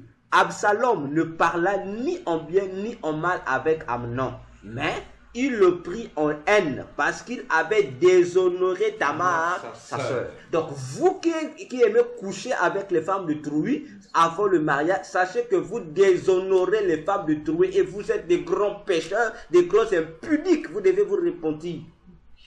Voilà. Parce que vous amenez des doctrines des démons ici pour divertir les gens. Alors, au sein de la parole, tu constates ici que il n'y a aucun verset qui soutient ces individus-là. Il n'y en a pas. Aucun. Il n'y a aucun verset. Maintenant, je vais encore les faire très mal. Ceux qui viennent toujours nous dire ici, non, il faut goûter avant. Il faut goûter avant. Nous allons leur faire très mal ici. Prenons Deutéronome. Prenons Deutéronome 22. On va aller pas à pas. On va leur faire très mal. On va leur faire très mal. Parce qu'il est temps que le peuple de Dieu soit éclairé. Ok? Prenons Deutéronome 22, commençons du verset 13 au verset 19. Quel est le premier cas? Si un homme a pris une femme et allé vers elle, éprouve ensuite de l'aversion pour sa personne, s'il lui impute des choses criminelles et porte atteinte à sa réputation, en disant j'ai pris cette femme, je me suis approché d'elle et je ne l'ai pas trouvée vierge, alors le père et la mère de la jeune femme prendront le signe de sa virginité et les produiront devant les anciens de la ville. Ça c'est verset combien? Sur verset 15. Vas-y. Le père, le verset 16, le père de la jeune femme dira aux anciens, j'ai donné ma fille pour femme à cet homme, et il l'a prise en aversion. Il lui impute des choses criminelles en disant, je n'ai pas trouvé ta fille vierge. Or, voici le signe de virginité de ma fille. Voilà. Et ils déploieront son vêtement devant les anciens de la ville. Les anciens de la ville saisiront alors cet homme et le châtieront. Et parce qu'il a porté atteinte à la réputation d'une vierge d'Israël. Ils le condamneront à une amende de 100 cycles d'argent, qu'ils donneront au père de la jeune femme. Elle restera sa femme et il ne pourra pas la renvoyer qu'il vit. En Israël, on ne faisait pas épouser les femmes non vierges. Donc si toi tu n'es pas vierge quand tu épouses, c'est une grâce. Donc chaque parent, avant, ne prenait pas le soin, prenait plutôt le soin de conserver la vérité de sa fille jusqu'au mariage. Maintenant, l'individu qui veut chasser la femme là, pour montrer, non, je l'ai trouvée, elle n'a pas dit que je l'ai trouvée, elle était ceci dit, je l'ai trouvée qu'elle n'était pas vierge. Donc le motif à cette époque-là, pour refuser une femme, il fallait seulement dire que non, je l'ai trouvée, elle n'était pas vierge. Non pas seulement qu'elle ne peut pas être épousée. Oui, elle n'était pas vierge, elle pouvait être épousée. Mais si on voulait échapper, il fallait que sortir le motif là. On dit quoi ici? On dit non. Si on démontre une preuve que cette fille-là a été épousée vierge, le monsieur doit payer des amendes au papa. Et on dit, on lui doit donner une connaissance quoi? Il ne peut plus quitter cette femme-là, jusqu'à la fin de sa vie. C'est pourquoi on comprend pourquoi Dieu n'aime pas le divorce comme tel. C'est pourquoi dans Malachie 2, Dieu disait, je hais les divorces. Voilà pourquoi on dit, je suis homme. Mais pourquoi moi je le divorce? Il dit, c'est à cause de la dureté de votre cœur. Mais au commencement, c'était pas ainsi. Ok? Ça, c'est un premier cas. Non? On parle toujours de la virginité. Si tu désires fuir de trouille, tu veux fuir, sache que ça va te rattraper. Prenons la suite. Prenons verset 23 au verset 24. Verset 23, verset 24. Continuons. Verset 23, verset 24. Si une jeune fille vierge est fiancée et qu'un homme la rencontre dans la ville et couche avec elle, vous les emmènerez tous deux à la porte de la ville. Vous les lapiderez et ils mourront. La jeune fille pour n'avoir pas crié dans la ville et l'homme pour n'avoir déshonoré la femme de son prochain. Tu ôteras ainsi le mal du milieu de toi. Ici, on nous donne encore un autre cas. On dit cette fois-ci, si quelqu'un couche avec une femme, une vierge fiancée, vous voyez ici un peu le langage. On nous donne toujours l'expression que la femme qui veut, avant de la coucher, il faut que tu puisses la marier. Elle doit rester venue dans le mariage, dans sa virginité. Donc, makamo, ona meka ezate, eza supute. Vois-tu donc, tu vas remarquer que partout on parle de ça et tout ce barème-là. Avant de goûter, avant de coucher, avant de faire les rapports sexuels, il faut d'abord quoi? Il faut l'épouser. Donc, la femme doit aller dans son mariage dans l'état de chasteté. Elle doit rentrer avec sa virginité. Ça, c'est ce que dans la pensée de Dieu de chez les Juifs. Ok? Et on dit ici, maintenant, si un individu venait coucher avec cette femme qui est fiancée à X, on dit quoi? Maintenant, on donne les tâches, non? On va tuer la femme. Dieu dit, on va lapider la femme, parce que la femme là, lorsque le monsieur là s'est présenté devant elle, elle n'a pas eu le soin de crier. Elle n'a pas eu le soin de crier pour alerter afin que les gens viennent. Donc, elle est fautive. Comme pour dire, elle a approuvé. Ok? Maintenant, pour l'homme, on va châtier l'homme par rapport à quelle base? Relis le dernier verset. On va châtier l'homme par rapport à quelle base? L'homme qui a couché avec cette femme-là. Et l'homme pour avoir déshonoré la femme. Parce qu'il a déshonoré la femme. Dans tous les textes, on lit, lorsqu'on parle, ça veut dire que d'avoir fait perdre la femme à la vierge sa virginité. Deuxièmement, on dit. Ainsi, non. Deuxièmement, on dit, tu ôteras ainsi le mal du milieu de toi. Vous comprenez ici qu'il y a toujours les deux. Virginité, donc avant mariage. Donc, ce qui veut dire, pas de goûter avant le mariage. Voilà. Continuons. Prenons le verset 25 au verset 27. La Bible ici nous présente un autre cas. Mais si c'est dans les champs que cet homme rencontre la jeune femme fiancée, lui fait violence et couche avec elle, l'homme qui aura couché avec elle sera seul puni de mort. On dit, si la fiancée a été forcée, elle va vivre, on ne va pas la tuer. Mais on va punir qui? L'homme. Pourquoi? Continue. Tu ne feras rien à la jeune fille, elle n'est pas coupable d'un crime digne de mort. Parce qu'elle n'a pas voulu.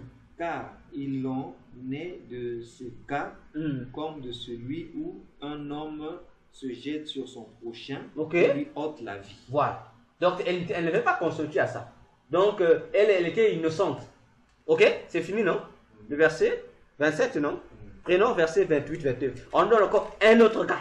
Si un homme rencontre une jeune fille vierge, fiancée, lui fait violence et couche avec elle, et qu'on vienne les surprendre, l'homme qui aura couché avec elle donnera au père de la jeune fille 50 cycles d'argent parce qu'il l'a déshonorée et la prendra pour femme. Ah, mais ça ne ramène pas toujours à la même réalité de l'Exode 22, 16.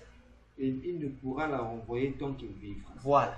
Bon, maintenant, tous ces versets que vous avez donnés, on vous a donné là, ne vous convainquent pas toujours que avant de goûter, il faut épouser la fille de Théorie. Bon, maintenant, vous, les versets que vous nous trouvez là, amenez-nous les versets ici. Nous, on vous a démontré les passages de Genèse, nous sommes là. On démontre les passages que rapport sexuel avant le mariage, c'est un péché. Donc, si toi qui sais que tu couches avec les filles de Trouille, avant de les avoir épousées, sache que tu es déjà un candidat pour le feu éternel. Donc, répondez-vous, vous, les faux docteurs là, vous, les mécateurs là, répondez-vous, vous les goûteurs de sexe là, répondez-vous. Le sexe ne se goûte pas, le sexe mérite et il y a un prix à payer. Épousez les femmes de Trouille. Arrêtez de divertir les chrétiens par des doctrines des démons. Voilà, nous nous arrêtons ici. À moins que l'enseignant de la parole qui ait des questions.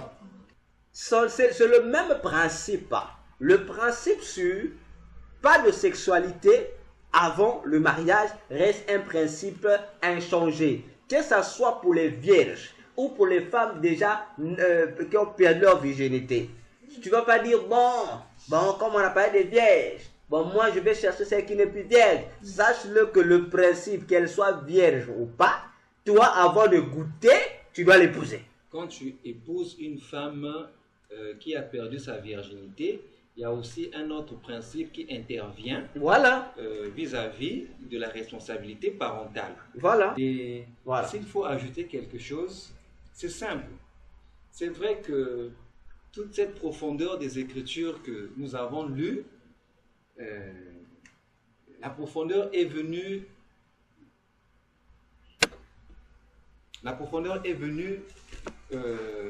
faire assiéger en nous une multitude de connaissances, beaucoup de choses qu'on ne connaissait pas, mais pour les chrétiens, parce que quelque part nous avons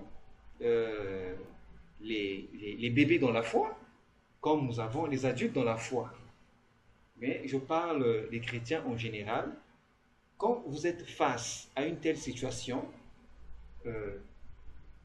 ayant une grâce de tomber sur un certain docteur véracité, de t'apprendre tout ça, c'est une bonne chose, c'est très bien.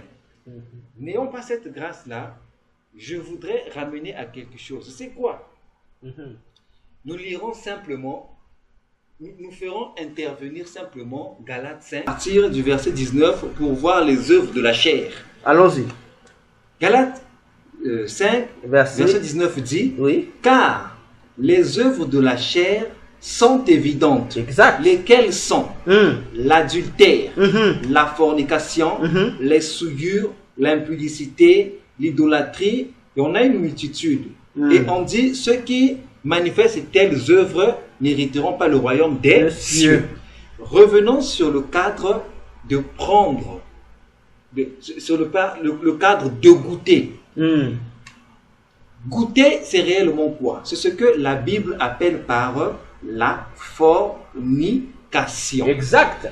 Maintenant, si un pasteur prend la peine d'enseigner sur YouTube, c'est que c'est un intellectuel.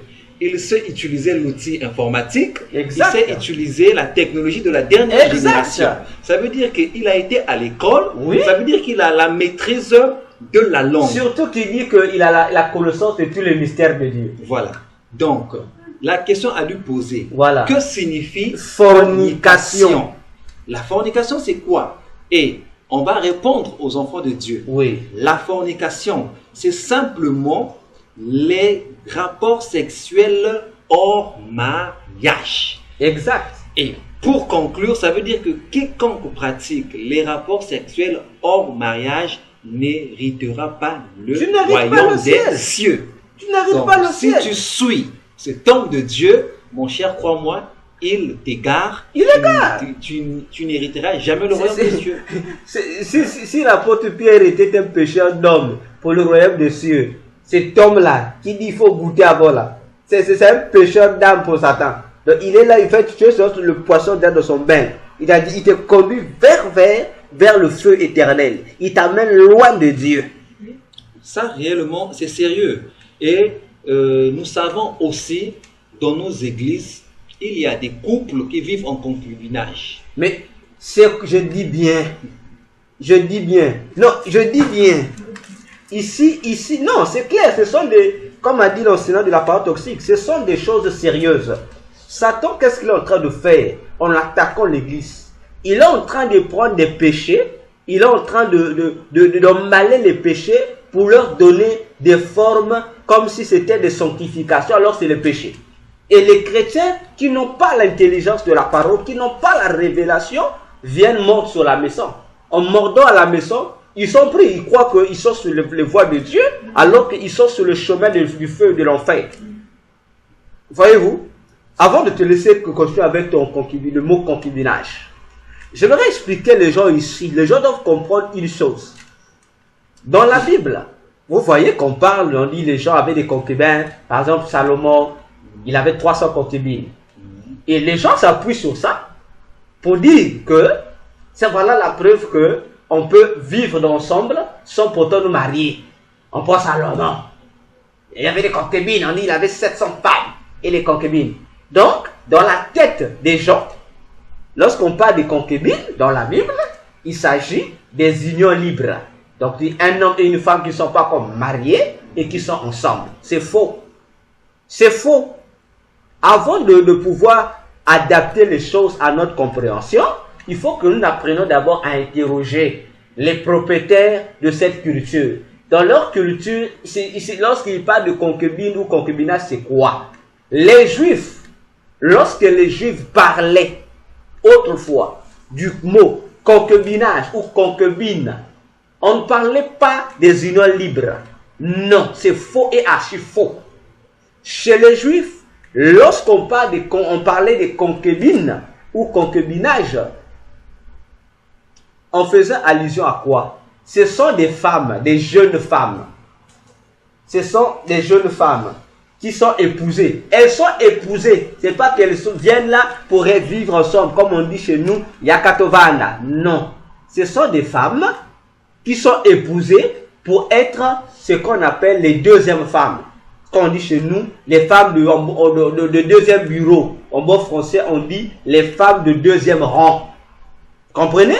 Donc, c'est ça, dans l'esprit du juif. Donc, Salomon avait 700 femmes qu'il classait en premier rang et 300 femmes qu'il mettait en deuxième rang. Ce sont des femmes de deuxième rang. Et le mot concubinage a évolué pour porter désormais porter la connotation ou une seconde signification par rapport à l'évolution des choses. Et c'est cette signification des choses dont l'enseignant de la parole toxique veut vous parler. Et aujourd'hui, voilà. Ce mot concubinage est défini comme une relation libre, mais qui s'identifie à une relation de marié. C'est-à-dire que un couple non marié qui vivent les réalités des mariés, c'est-à-dire qui ont la liberté de la vie sexuelle, c'est-à-dire qui vivent carrément en fait, ils se croient déjà mariés. Qui se croient mariés sont plutôt... Sauf être mariés. Et aujourd'hui, cela est fréquent dans les églises. Les frères et les sœurs. Et au point où certains frères ont même la lourdeur, ayant les moyens, ils ont la lourdeur d'aller épouser, d'aller honorer leur femme. Pourtant, ils ont les moyens, pourtant ils peuvent le faire. à cause de l'habitude, cette habitude d'avoir dans la maison la femme. On pense qu'on l'a déjà acquis, on ne fournit plus des efforts pour vouloir aller la marier. Mais n'oublions pas une chose, devant le Seigneur, vous êtes toujours en erreur. Ça veut dire que vous êtes des fornicateurs. Si vous êtes des fornicateurs. Si vous mourrez dans cet état de péché, vous allez en fait. Il n'y a pas de pardon. Parce que, mais en fait, qu'est-ce qui trompe les gens? Il y a un couple qui m'a dit une fois, non, lorsqu'on prie, Dieu agit. J'ai dit oui, Dieu est miséricordieux. La Bible déclare qu'il fait pleuvoir sur les justes et sur les injustes. Mais la pluie qu'il fait pleuvoir sur les justes et sur les injustes n'ont rien à voir avec la pluie spirituelle que le Saint-Esprit. Parce que le Saint-Esprit ne descend que sur les justes. Je lui ai dit, oui, tu pries, mais ce qui va t'emmener en enfer, c'est ton état là de fornicateur. Parce que vous pensez que le fait que vous êtes dans cet état de union, vous êtes marié. Non. Une autre personne me dira, mais docteur, mais si ils étaient déjà mariés, ils étaient déjà dans cette relation d'union libre de concubinage avant de se convertir. Ils sont venus auprès à Jésus. Qu'est-ce qu'ils doivent faire? Mais ils doivent régulariser leur situation. Tout en mettant un X, une interdiction à l'acte sexuel. Parce que si vous êtes venu à Jésus, mais vous continuez dans cet acte sexuel, ça veut dire que aux yeux de Dieu, vous êtes en train de crucifier de nouveau Jésus. Parce que vous êtes comme des chiens qui reviennent sur leur vomissement. Jésus vous a délivré, vous a pardonné de toutes les fornications que vous avez faites pendant que vous étiez encore païen. Il vous a nettoyé par son sang. Mais en entrant dans la maison de Dieu, vous continuez encore avec votre fornication. À tel point que ça m'écoeure de voir dans l'église des frères et sœurs qui continuent à mettre au monde des enfants, mais alors qu'ils ne sont pas mariés. Et les églises aussi acclament ça. Les hommes de Dieu aussi valident ça. On trouve ça normal. Alors que nous sommes en train de remplir nos églises des frères impudiques, des sœurs impudiques, en un mot, des couples fornicateurs. Et c'est très dangereux. C'est très dangereux. C'est pourquoi je voudrais dire à tous les fornicateurs chrétiens, il est temps de régulariser votre temps, votre mariage, avant que le trop tard ne vienne frapper à votre porte. La Bible nous dit dans Hébreux 4, Dieu dit, si vous écoutez aujourd'hui la voix de Dieu, n'endurcissez pas vos cœurs, répentez-vous. Répentez-vous. Parce que les hommes de Dieu qui vous disent, cette union, tu peux vivre avec ta femme, elle est bonne. Ou encore, que tu peux coucher avec une femme avant de la marier. Je vous le dis. Ils sont aussi criminels que ceux qui ont légalisé l'homosexualité. Ils sont pareils. Parce que les gens oublient un fait, serviteurs de Dieu. On parle de Sodome et Gomorrhe. Mais les gens ne comprennent pas que si Dieu a détruit Sodome et Gomorrhe, ce n'est pas parce que il y avait l'homosexualité. Non. Ce n'est pas à cause de l'homosexualité qu'on a tué de Sodome et Gomorrhe. Ce n'est pas à cause de la sodomie. Non. C'est à cause de l'impudicité. Parce qu'il n'y avait pas seulement la sodomie qui se faisait là. Il y avait ce genre des actes. Les gens couchaient avec n'importe qui sans respecter l'affaire du mariage. Sans honorer le mariage. Donc, autrement dit, c'était l'impudicité à outrance. Dieu dit non, non, non. Une telle impudicité ne peut pas continuer comme ça. Et quelqu'un m'a dit une fois, non, la Bible déclare que le païen, hein, comment il appelle ça? Le partenaire païen est sanctifié par le partenaire croyant. Ah. Voilà donc c'est le concubinage. Donc Dieu, de le faire, même si on peut dans le concubinage, le fait que ma femme prie ou mon mari prie, ça sanctifie la maison. J'ai dit, et la personne qui m'a dit ça a tenu mordicus que notre pasteur enseigne ça. Je lui ai dit, mon frère, arrête d'enseigner, va dire à ton pasteur, il t'enseigne des bêtises. Ce que tu dis, ça se trouve dans 1 Corinthiens 7. Paul ne parle pas des unions libres. Lisez 1 Corinthiens 7, vous allez lire tout. Paul ne parle, lorsque Paul dit le mari croyant sanctifie la femme non croyante et la femme croyante sanctifie le mari non croyant. Paul parle des couples là. Ce sont des gens mariés. Ça c'est un autre cas. Paul ne dit pas des unions libres. Non, dans l'union libre vous êtes dans le péché. Mais la femme mariée ou le couple marié, même si le mari est païen ou la femme est païenne, c'est autre chose. Ils sont dans la légalité, dans la légalisation des jouis, des bienfaits du mariage. Bon, pas toi qui es dans ton union libre.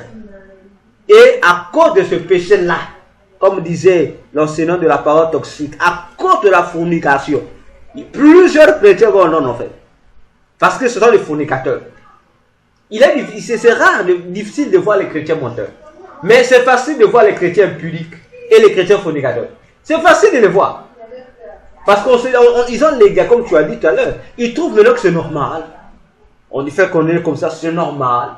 Comme à l'église aussi, on trouve ça normal. On trouve ça normal. Mais ils oublient que du jour au jour, ils sont en train eux-mêmes de s'enfoncer dans le péché. C'est pourquoi je vais lire un dernier passage avant que nous puissions terminer cette question si vitale. On va lire Apocalypse 22, versets 15 à 16. Qu'est-ce que Jésus dit en conclusion? Apocalypse 22, versets 15 à 16. C'est le Seigneur Jésus, ton Seigneur et mon Seigneur. Commence même par le verset 13. Je suis l'alpha et l'oméga. Le premier... Non, commence s'il te plaît. Commence par le verset 11. Que celui qui est injuste soit encore injuste. C'est Jésus qui dit, hein? Que celui qui est souillé se souille encore. Et que le juste pratique encore la justice. Et que celui qui est saint se sanctifie encore. Pourquoi? Il vous laisse la liberté de choisir. Pourquoi? Il dit, voici je viens bientôt. Ok. Et ma rétribution est avec moi. C'est-à-dire, j'ai mérité la récompense avec moi. Vas-y, pourquoi faire? Pour rendre à chacun selon ce qu'est son œuvre. Ah, pour dire que lorsque Jésus reviendra prendre l'église, donc les fornicateurs auront leur récompense, les non-fornicateurs, donc chacun de nous sera récompensé dans le tas où Jésus viendra le trouver. Continue ta lecture. Je suis l'alpha et l'oméga, le premier et le dernier, le commencement et la fin. Verset 14. Heureux ceux qui lavent leur robe afin d'avoir droit à l'arbre de vie et d'entrer par les portes dans la ville. On parle de laver la robe. Parce que la robe que nous avons, c'est notre sainteté, notre justice. Mais si nous péchons, ça veut dire que les pécheurs vont tacheter notre robe. C'est pourquoi on dit cela, ils doivent nettoyer leurs robes, vêtements spirituels. Leurs œuvres par le sang de Jésus. Vas-y, en nouveauté de vie. Oui. Dehors les chiens. Les chiens, nous avons dit, ce sont les croyants qui sont convertis, mais qui continuent à pratiquer les mêmes péchés qu'ils pratiquaient autrefois. Ce sont des chiens. C'est pas moi qui dis, c'est Jésus. Il dit dehors les chiens. Dehors les chiens. Donc toi, chrétien qui est dans la fornication, tu seras dehors. C'est-à-dire, tu ne rentreras pas au paradis, tu ne rentreras pas dans le royaume de Dieu, tu es dehors. Les enchanteurs. Voilà, ceux qui envoûtent les gens là. Ceux qui empoisonnent les gens là. Vous les chrétiens qui continuent à aller voir les féticheurs là. Et vous les chrétiens qui continuent à aller voir l'occultisme là pour envoûter les gens. Sachez que vous serez jetés hors dans le royaume des cieux. Les impudiques. Voilà, on dit encore ici les impudiques. Toi polygame, je dis toi le polygame, tu es un impudique. Toi le polygame qui me coûte là, tu es un impudique. Et toi l'homme de Dieu là qui dit il faut goûter là, comme tu es un polygame, je suis sûr, si tu n'es pas impudique, tu es polygame. Je vous dis, vérifiez bien, s'il n'est pas impudique, il est polygame. Mais sachez que dans les deux cas, il est toujours mal barré, il doit se convertir. Annoncez-lui qu'il doit se convertir, vous qui le connaissez, dites-lui qu'il doit se convertir. Les meurtriers. Voilà, vous aussi les assassins là, les dictateurs là, les terroristes là. Sachez-le aussi que vous irez en enfer. C'est pas discuter. Les idolâtres. Ah, surtout ici, n'en parlons pas. N'en parlons plus. Ici, pas ça seulement. Parce que je dirais même que la moitié de la planète Terre est idolâtre. La moitié de la planète Terre sont des idolâtres. La moitié. sont des idolâtres. Et quiconque aime et pratique le mensonge. Ça, c'est, je donne ça aux femmes. La plupart des femmes iront en faire à cause du mensonge. Moi, Jésus, Voilà. j'ai envoyé mon ange pour vous attester ces choses dans les églises. Je suis le rejetant. C'est bon. Et la postérité. Je pense que je m'arrête là. Amen. Et que Dieu vous bénisse. La prochaine séance des questions, nous allons venir traiter l'affaire des polygames. Parce que là aussi, l'homme de Dieu, il y a des gens qui prétendent que la polygamie est autorisée dans la Bible. Nous allons aussi venir ici pour traiter les cas de polygames. Je t'informe, toi qui es polygame, sache que tu ne verras pas le ciel. Continue à dire Salomon. Déjà, je t'apprends que Salomon n'est pas au ciel. Salomon en enfer, il est dans le feu, il est dans le séjour de mort, il n'est pas au paradis. Toi, tu vas considérer Abraham. Abraham était polygame. Je te corrige, Abraham n'a jamais été polygame. Bon, tu vas fuir chez David. Je t'apprends aussi. La polygamie de David n'a pas été autorisée par Dieu. Et il s'en est repenti. Parce que, pose-toi la question, David avait plusieurs femmes. Mais à la fin de sa vie, il est resté avec combien de femmes? Va lire la Bible, c'est dans la Bible. Va lire la Bible, toute la vie de David. Va lire la Bible. Tu vas comprendre, David est resté avec combien de femmes? Il était polygame, mais il avait combien de reines? Il faut te poser la question. Et on va prendre les versets que vous citez dans la Bible là, où Dieu a dit, c'est lui qui veut prendre 2 femmes. On a Dieu autorisé 2 femmes. Non. Faites attention avec le langage de Dieu. Dieu n'a pas dit à quelqu'un dans la Bible, non, épouse 2 femmes. Dieu dit, non, sinon je te donne la fuite. À nous retrouver dans la prochaine émission. On va répéter avec la Bible ce que Dieu a dit. Maintenant, nous allons ensemble nous poser la question. Est-ce que ici, Dieu autorise-t-il la polygamie ou non? Non. Ensemble, nous allons répondre. Parce que si aussi vrai que c'est Jésus qui nous conduit au ciel, je pense que Moïse ne peut pas être au-dessus de Jésus. Parce que Jean-Baptiste a dit, moi je dois diminuer et que lui, Jésus doit croître parce que lui, il vient du ciel. Et il a dit que celui qui vient du ciel est plus grand que tous. Et la Bible dit, devant Jésus, tous genoux fléchissent. Jésus dans Matthieu 6 a dit, il était plus grand que Salomon. Il a dit dans Jean qu'il était plus grand qu'Abraham. Il a dit toujours dans Jean 8, il a montré qu'il était plus grand qu'Abraham. Dans Jean 4, il a montré qu'il était plus grand que Jacob. Il est plus grand que tous les gens de la Bible que tu peux citer là. Alors, entre ce qu'a dit Moïse et ce qu'a dit Jésus. Bon, toi, tu votes Moïse, tu refuses Jésus. Donc, ça veut dire que tu n'as pas compris. Parce que Jésus te dira, la lettre tue, l'esprit vivifie. Car ce que Moïse a écrit parlait de moi.